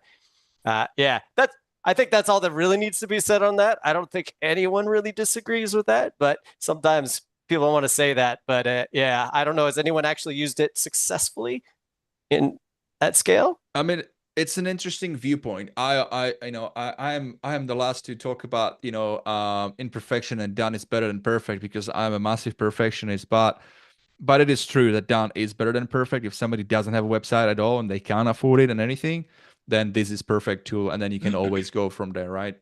Nathan, great to have you. Look at that. Look at all that musical instruments there. That's epic. I think Michael was about to chime in there. I'll let him finish his point. Yes. No, man, you go, dude. I haven't heard from you all the time, so jump in, my dude. Cool. So yeah, I totally agree. Funnel AI is not there, but the new funnel builder, so the lovable version of it, is actually better than I expected. What they've done incredibly smart here is to allow you to keep it open, so you can use the old editor and fine tune. And if anyone's used any of those sort of vibe coding tools to be able to build pages, it's a decent competitor. So if you're a power user of a Lovable, then it's not going to compare. But if you look at what the original funnel AI was, which is let's throw in random templates and call it AI, that wasn't an AI builder. That was a sort of stopgap. The new funnel AI builder, the Lovable version, is actually really good at what it's trying to do. So it is trying to bring that Ask AI, the lovable interface back to everything. I'll go against what Michael said before about it not being there yet. The workflow AI builder is decent enough. It's your Zapier. I want to create this, and it goes and says, here's half of it for you. N8N have just added theirs as well. So everything's going that way. It's going to be chat first, get me 80% there, and then I'll finish it off. It's a time saver. It's not a do it for me. It's not do my job and finish it off. It's let's get most of it there. It's like being in a town hall and someone giving you a snapshot, giving you a template, giving you the start, and then you go and add your own piece to it. So it actually took a little bit to find. So that new builder is you have to go and toggle it on first, and then there's a new way to start the whole thing. So the old funnel AI is still there, and I think that's confusing people as well. So like, oh, I tried it again, and it's still not much better than last time. Actually, that old one hasn't changed. The new one is that could be it, dude. Like that could be it. And just one sorry for jumping in. One other clarification: when I speak, I'm usually talking about at scale, where it comes to like tech supporting. Like when you're at the smaller side, where you have more time to let them get started, play around, and you support them. But there's that certain point where it's just like, really, you should be giving people a template for their niche that works, that has a fast, they don't want to spend 3 hours doing stuff, right? Most people don't even interact. So just that two caveats is maybe I got the wrong. Yeah.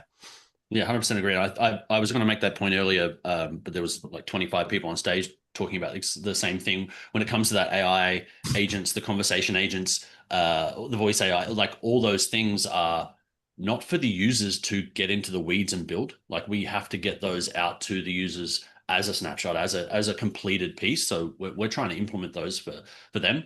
I don't think the platform is ready for individual user come in and, oh, I know how to do all. That's not their job. So Vit's point, done is better than not started. So I think it just comes down to the importance of customer buyer journey as well, right? So when you get a new customer, you should be qualifying them. Hey, where are you at? Do you feel yourself like somebody who could like use our tool and with our support build yourself because you want to build it internally, build an internal team, and we just support you? Or are you a business that you're busy, you just want to get it done? So I think this is the important question everybody should be asking their customers at the beginning, and then route them the right path, right? And something, just one last point on that. The new agent builder, the new agent workflow builder, the N8N that HighLevel have added in, that will have the same thing. That will have that chat to build interface. Varun showed me the sort of the preview of that. They need to get it working better. The skateboard model, they need to get it finalized so that it actually works. But that actually gives us agency level control across accounts. So that's what they're trying to do there. They're trying to instead of giving us agency snapshots and agency controls, they want to put it all into this new agent builder that'll cover across accounts. So we can step back as an agency and have things automated at an agency level, not just the location level. So there's some really big changes that are happening in that. And just I'll jump off the stage in a sec, but something that came up in the last conversation was custom objects. They've been around for a while. They don't do what they're supposed to do yet. It's not enough, but it's the start. On the last Dev Council, which was last week, end of the month, it's Halloween. Let's ship on a Friday. Great idea. We will get a whole bunch of things tomorrow, like guaranteed. How well that'll anyway, I won't get into that. Ryan can mention that kind of thing. But the custom objects updates was promised end of month. It was one of the things that was a live on the events release. It was something that a whole bunch of people in the room in Dallas were like, finally. At the moment, custom objects only ties to contacts. It doesn't have search. It doesn't have custom lists. All those things that would make custom objects actually really work well. They're going to add that and opportunity. So you'll be able to add those custom objects at an opportunity level, and that's supposed to drop tomorrow. Epic, mate. I don't hear from you enough in the community, but every time you speak, you drop a lot of value bombs. So, we need to see you more, mate. We need to get you on the show as well. Cool. Thank you for chiming in. All right. Who's next? Let's get Alok. Mate, he's covered everything I was about to say, so I'm done. Okay. All right. Thanks, man. Charles? I'll just say, I mean, I totally agree with Nathan in the aspect that, is this going to get you to 100% going through either the workflow AI or the funnel or website AI? Absolutely not. Is it going to get you 80% of the way? Yes. And I look at my own journey. My first website that I did for my SaaS, good Lord, listen, you don't want me drawing a stick figure, let alone designing anything when it comes to a website or funnel. That's the reality of it.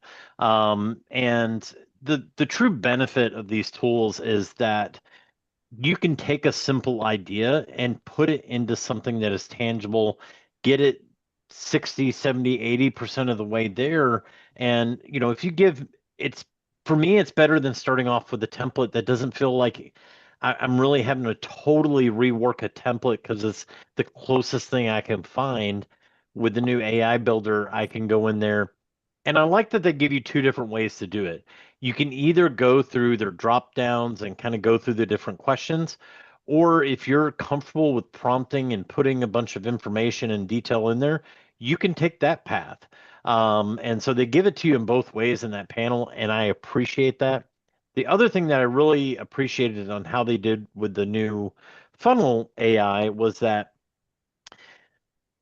oftentimes, I mean, we've all experienced this. We get into an AI solution. Even I've seen it in Lovable, maybe not in the latest version, but in previous versions. You get so close in the design. Take Google Studio. Just came out. I just did this the other day. I was working on a app, and it was so close. I asked it to change one thing.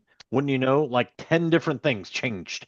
And I'm like, no, that is not what I wanted. I just wanted you to do this one thing. And so I love how HighLevel took the initiative to go ahead and say, look, if you click this element, we're going to directly address it, and anything that you prompt for it to change is only going to change that element. Or you can have it applied to the whole page. So I think they have done a good job at this. Is it, the end all be all? No.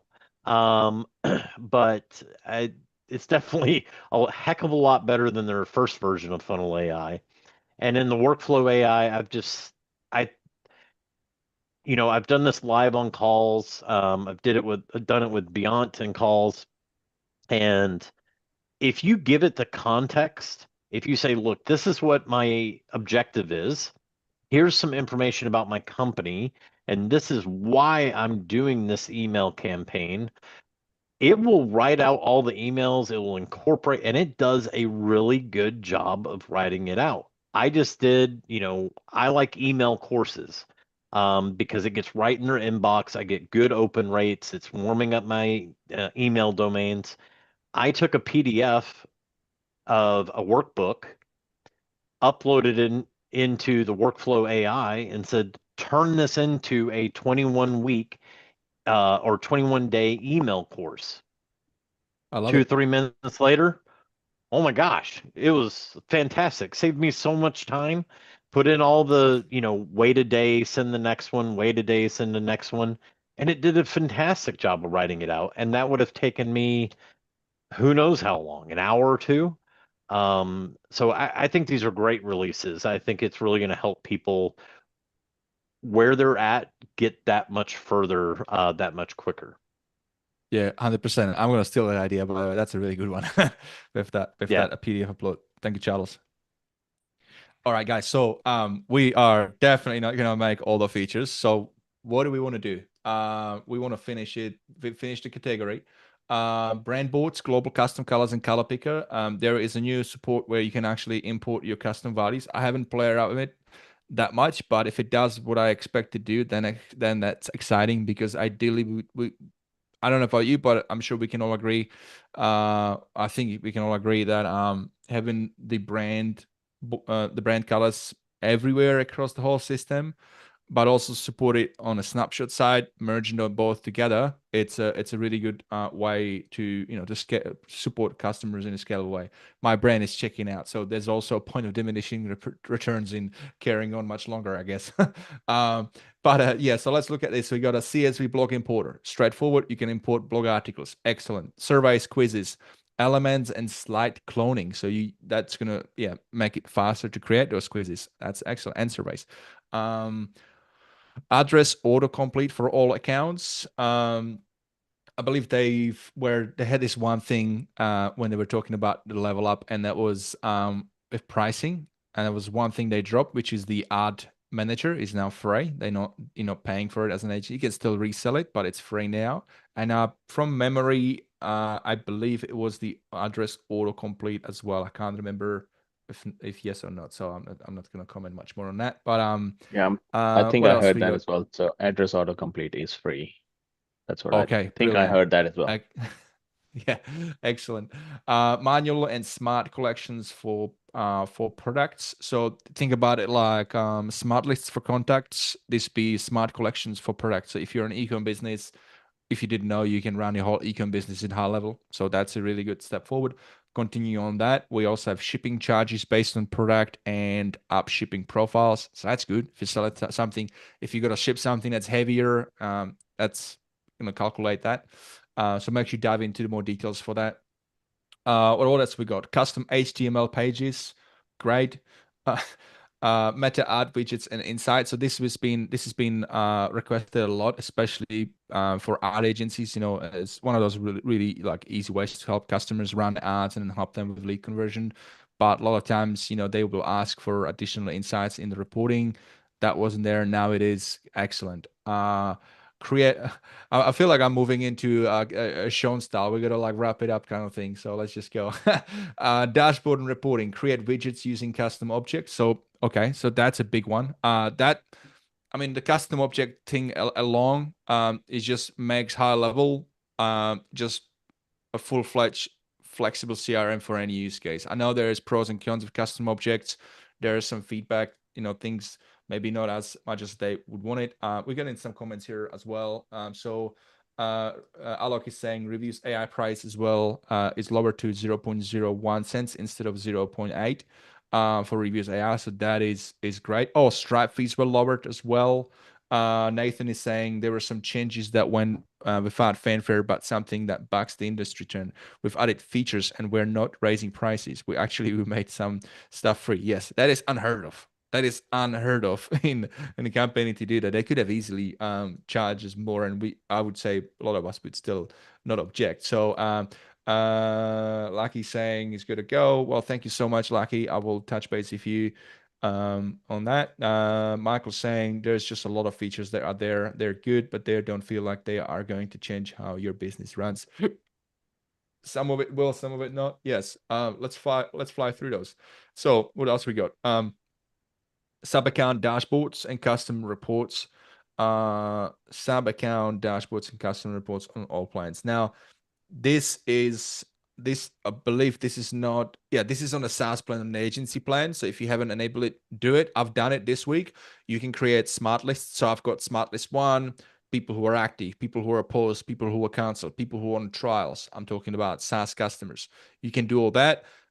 And the new UI, it's like you can see a lot more accounts in the view. So that is something I really like. And then the third one is you can see all your sub accounts listed.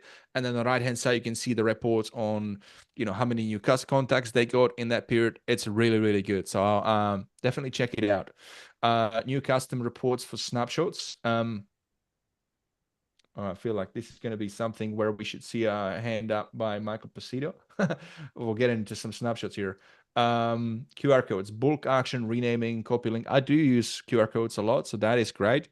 Awesome. We'll get Michael here in a second. I'm going to see if there's anything else related to snapshots, protecting PDF customization. All right, let's get Michael in the room. He's been eager and waiting to get his snapshot side covered. So let's dive in, mate. Let's dive into that. Oh, this one. Well, this one isn't. That specific feature is not a giant conversation. That's just it's what that feature is talking about. There's a new screens for managing your snapshots. They have version history, which is really cool, and they show you a list of all the assets. I think that's a really good first step. It's definitely helpful for a lot. There's still some more things. Like one of the things they said in the update, this will now replace needing to, maintain your own list of change logs, but you will still need to do a lot of that. But Harsh has been doing snapshots has been one of those things that hasn't really been changed at all since they came out. And in these last couple months, more changes happened in the last 6 months with snapshots than the last 4 years. So there's a lot of cool things happening, and I have some insider information that a lot of stuff's going to keep going. But with the snapshot management, there's a lot more tools coming out for managing snapshots, which is the main point I started off when I wanted to get that in right at the beginning, that with all these features, if you can't manage them, if you can't launch new features, if you can't improve your features in your snapshot at a scalable rate, none of it really matters, because you're going to get kind of stuck. But yeah, that's just the main thing on that. I'm not going to disagree with you on that one. I build snapshots too, Oh, right? why not? So I totally get it. No, because it just makes total sense, mate. This is one of those topics that if you screw up and you load up snapshots to many sub accounts, you're trying to go after one niche and you go, oh, hooray, let's go, and you drop it, and then you start customizing it, or you just didn't dial it in, it can actually ruin your business. You and I talked about it. There's costs involved when it comes to fixing sub account.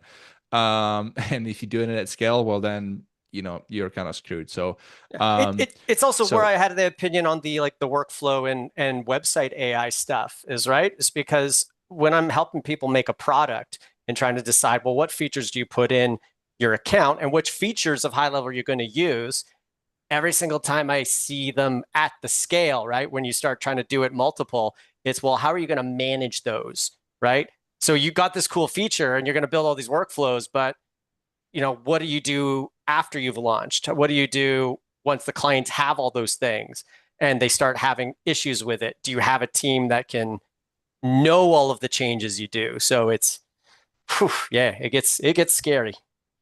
And this is so important to really think about what that business model of a SaaSpreneur is. You might be somebody like Charles who just resells and then focuses heavily on educating the customers and helping themselves. That's a good model, because that whole thing that we're talking about now becomes not a worry. But then if you're a business that a SaaS solution that provides a specific snapshot solution, then this just highlights things. So and then you have a hybrid one where you get a customers, you get them on to sign up with you because you got this amazing system to snapshot, but then they might want to do something custom. It's really important. Now let's just stay on topic here with the features. So we've got two other features. So we talked about the new custom reports, which is basically being able to snapshot custom reports, which is great. I think I read it wrong before.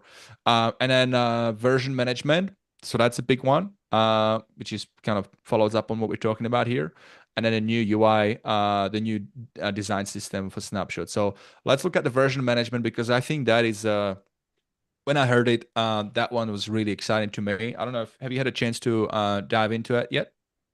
It's okay. You also got to remember, for the last 3 or 4 years, I've been doing version management. I've just done it all myself. So yeah, it's a good start. I mean, it tells you what has changed. It tells you what was in each snapshot, which is okay, but it's not really going to solve all of the problems of change management. Like if you have this and you're like, good, I am now fully aware of I have all the tools for managing my snapshot versions, it's not going to be enough. Like there's still more you have to do, but I'm always thankful for those tools. Yeah.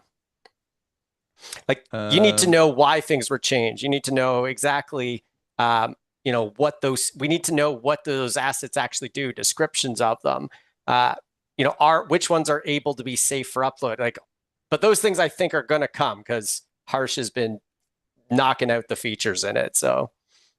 Yeah, absolutely. I was trying to bring that link, but that link is broken. So if you guys are watching this from GHL team, you got a broken link on that version, snapshot version 1 on the blog article. All right. Well, we're gonna have to wrap it up soon. So I'm just gonna go through a couple more things here really quickly, and then we're gonna close. So we made it halfway through. Full disclosure. Ambition is a thing of it's a common trait with entrepreneurs, right? Ambition. So if you're not ambitious, then maybe don't go into business. I don't know, but it also means that sometimes you're not gonna get to where you want to get to, and so you just gotta learn and then do it better next time. So it almost feels like we're pretty much halfway through. We could do it again in like a second part. I don't know, but there is ton of new features. I'm just gonna fly through these really quickly. We're not going to go into them anymore. And then you got the article. So let's go. Prospecting, PDF customization in marketing audit reports. Chat widget, attachments in live chat. Very cool. Configure AI agent name and call recording notice. Really important for compliance. You've got complete redesign built for speed and clarity and control when it comes to conversations. That's the new UX, UI. Set and track response time goals for SLAs. So think about it. If you what it does, it measures how quickly you respond. So this is good if MIT did a study 2007 called Speed to Lead study. This is what this do. So if you got customers, going back to my rant before, they're saying, hey, you're generating leads, but they're not converting, or leads sucks, the lead suck. Then you can go into their account and you can show them, oh, look, it's taking you this long for you responding. So maybe do you want to upsell? Do you want to purchase our AI agent to help you with that? So that opens a lot of doors. There's a use case for you. Social planner, comment management, very important. New drip mode architecture, we kind of went over that one. Company-based workflows, I haven't dig into that one, but it's basically creating workflow based on a company object rather than a contact. Advanced builder, new era for workflow design. Nathan tapped into it, touched on that, really good. There you go, version management on snapshots. Talked about that one. Color-coded pipelines with smart tags. This is another, when you're talking about day-to-day, making life easier, sales teams, managing your pipelines, being able to color code pipelines with smart tags is brilliant. I'm definitely going to be touching in that really soon. New pipeline permissions, rentals, multi-day booking. This is a pretty much straightforward use case for hotels. Really good one. Or like a equipment hiring. We've got centralized availability management to managing schedules across multiple calendars. Really, really cool. PayPal support for calendars and services. There's WhatsApp notifications, SMS notifications for so I mean, we've been doing it through workflows, but you can kind of configure it directly on the calendar, so that's useful. Recurring webinar event settings, definitely going to use that one. I've got a ton of webinars that I've done lately. Support for taxes and processing fees. There's a lot. Add messaging and social channels to GBP profiles. Make sure you do that. That'll improve your local SEO. Use template library for create branded review request emails. Yep, straightforward that one. New competitor analysis. You can have up to 3 competitors on your reputation management. It's great. You can show it to your customers where they're weak or where they're strong, and then maybe what they can capitalize on. So I was showing it to one of my customers. He's a tradie, he's an electrician. His competitor has got a lot of reviews, but what this does do, it analyzes all the reviews and then gives you strength and then weaknesses. And then the weakness said that his competitor is really weak on communication, which is affecting reputation. So what he can do, what my customer can do, is go double down on marketing, how well he communicates with customers. Really easy way to use that, right? Sending bulk review requests for contacts. Okay. Personality style quizzes and editor upgrade. Have a look at it. Section and score tier control for quizzes. I gotta be honest, I haven't tapped into quizzes that much. I built my own thing, but it's good that it's there. Go live. I will definitely be going live through my groups and communities. You can turn members into growth partners with community affiliates. So that's great. So it's basically taking another step in the whole affiliate program that's already there. Live streaming and video calling, I'll be using that for sure. There is external forms with tracking scripts. So that was a big one. Somebody said, is this going to replace, is it the Hyros platform? Hyros. Yeah, so don't know how good it is, but it's definitely a big step forward. Especially when it comes to retargeting and data. Local SEO audit with interactive heat map, really, really good, very important. Bulk prospecting in HighLevel, very good. We got guided importing experience for first promoter. So if you've been on the first promoter for a while, and you want to migrate over, this is the thing. This is going to help you do that. Blue Sky integration. Apparently, it's a new up and comer. I don't know, but a new social media platform. So check it out. You can integrate it. Social listening now live. That's a big one, especially if you offer social media management services for clients. Really good. You got Printify integration. Too bad, too sad for us Aussies. We can't really tap into that because they don't ship to Australia. They do, but it's like ridiculous cost shipping, so it doesn't really make sense. But for US folks, this is brilliant. Think about it. Touch point. Somebody signs up, month later, send them a cool branded coffee mug, things like that. TikTok DMs and comment automations. We got a payment integration, so smoother and more secure payments of 3DS on Square. If you use Square, it's great. Good for like farmer markets. People use Square a lot in these places to collect money when they're selling stuff. New Threads integration, so that's another channel. Threads is by Instagram. It's gonna take on the Twitter thing. AI-powered business card scanner. I've used it. It works really well. 98% accurate. Really good. Really good about. Think about use cases. We got a BNI big conference, BNI Global. It's going to be hosted in Sydney next month. Well, guess where I'm going to go, right? I'm going to use this big time. And then I'm going to program a tag and then a workflow on the back of it. So every time I meet somebody, scan the card, tag them. That's it. Bob's your uncle. Go over the next one, meet another person. My automation is going to do all the follow-up. That's the use case for you right there. Mobile app 4.0. Definitely upgrade. It looks really good. Much easier to use. I use it already. I love it. Multi-location incoming calls. Don't know about it, but I think it's being able to manage calls coming in from different sub accounts with one app. Yes, without having to switch. So that's great. And then local presence dialing. There's a bunch of other little things, but that's all we've got for today. We are all I think we're fried, like I said, as a point of diminishing returns. So I just want to do this one more thing and see if we got anybody here with us yet. So we got a couple of legends. We got Zach, we got Nathan, we got Mari, we got Angie, we got Alok, we got Jared, or Jared's AI note taker, that is for anyway. So guys, I want to just say thank you so much for being on with me. We are straight, like we did 4 hours. We did 4 hours. So this is the longest I've ever did a thing. What's that thing, Michael? I don't know what that is. That's cool. Yeah, I've been super quiet here. Thank you, Fit. Appreciate it, man. Everybody, it's great to hear from everybody here.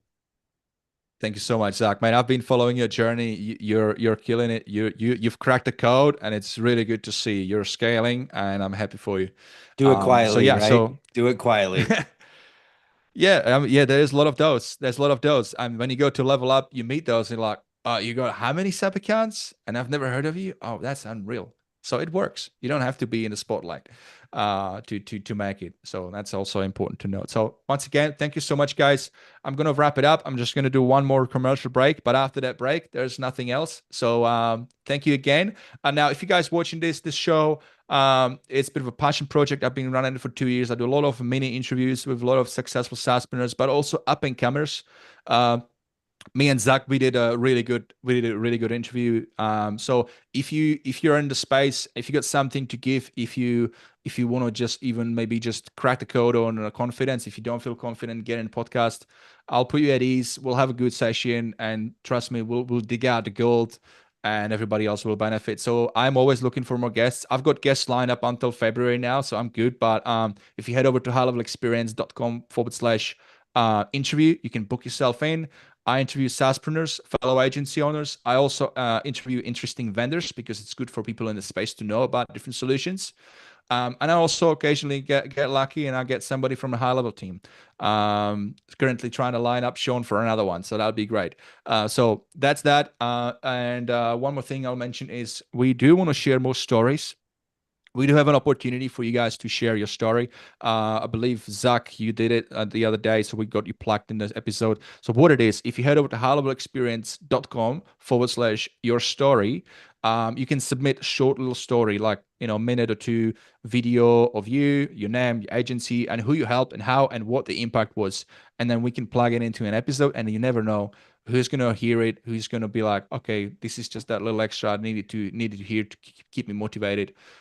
So that's why I enjoy doing it. It's providing value and inspiring others to know that, journey of business can be tough, and knowing that other people are walking alongside you and they've been maybe going through those milestones, they've already gone through those milestones, you can learn from it.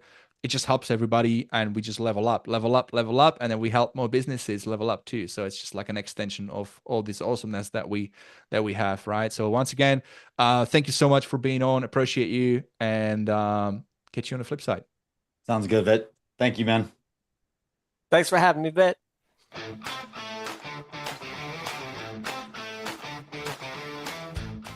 Hey guys, it's Gary here from MyCRMSim. Quick question for you. What if you could get set up and start sending iMessage blue bubbles through HighLevel for less than $1 a day using your iPhone? Well, now you can. With MyCRMSim, it's fast, it's easy, it's ridiculously affordable to get set up, and you can be sending iMessages today.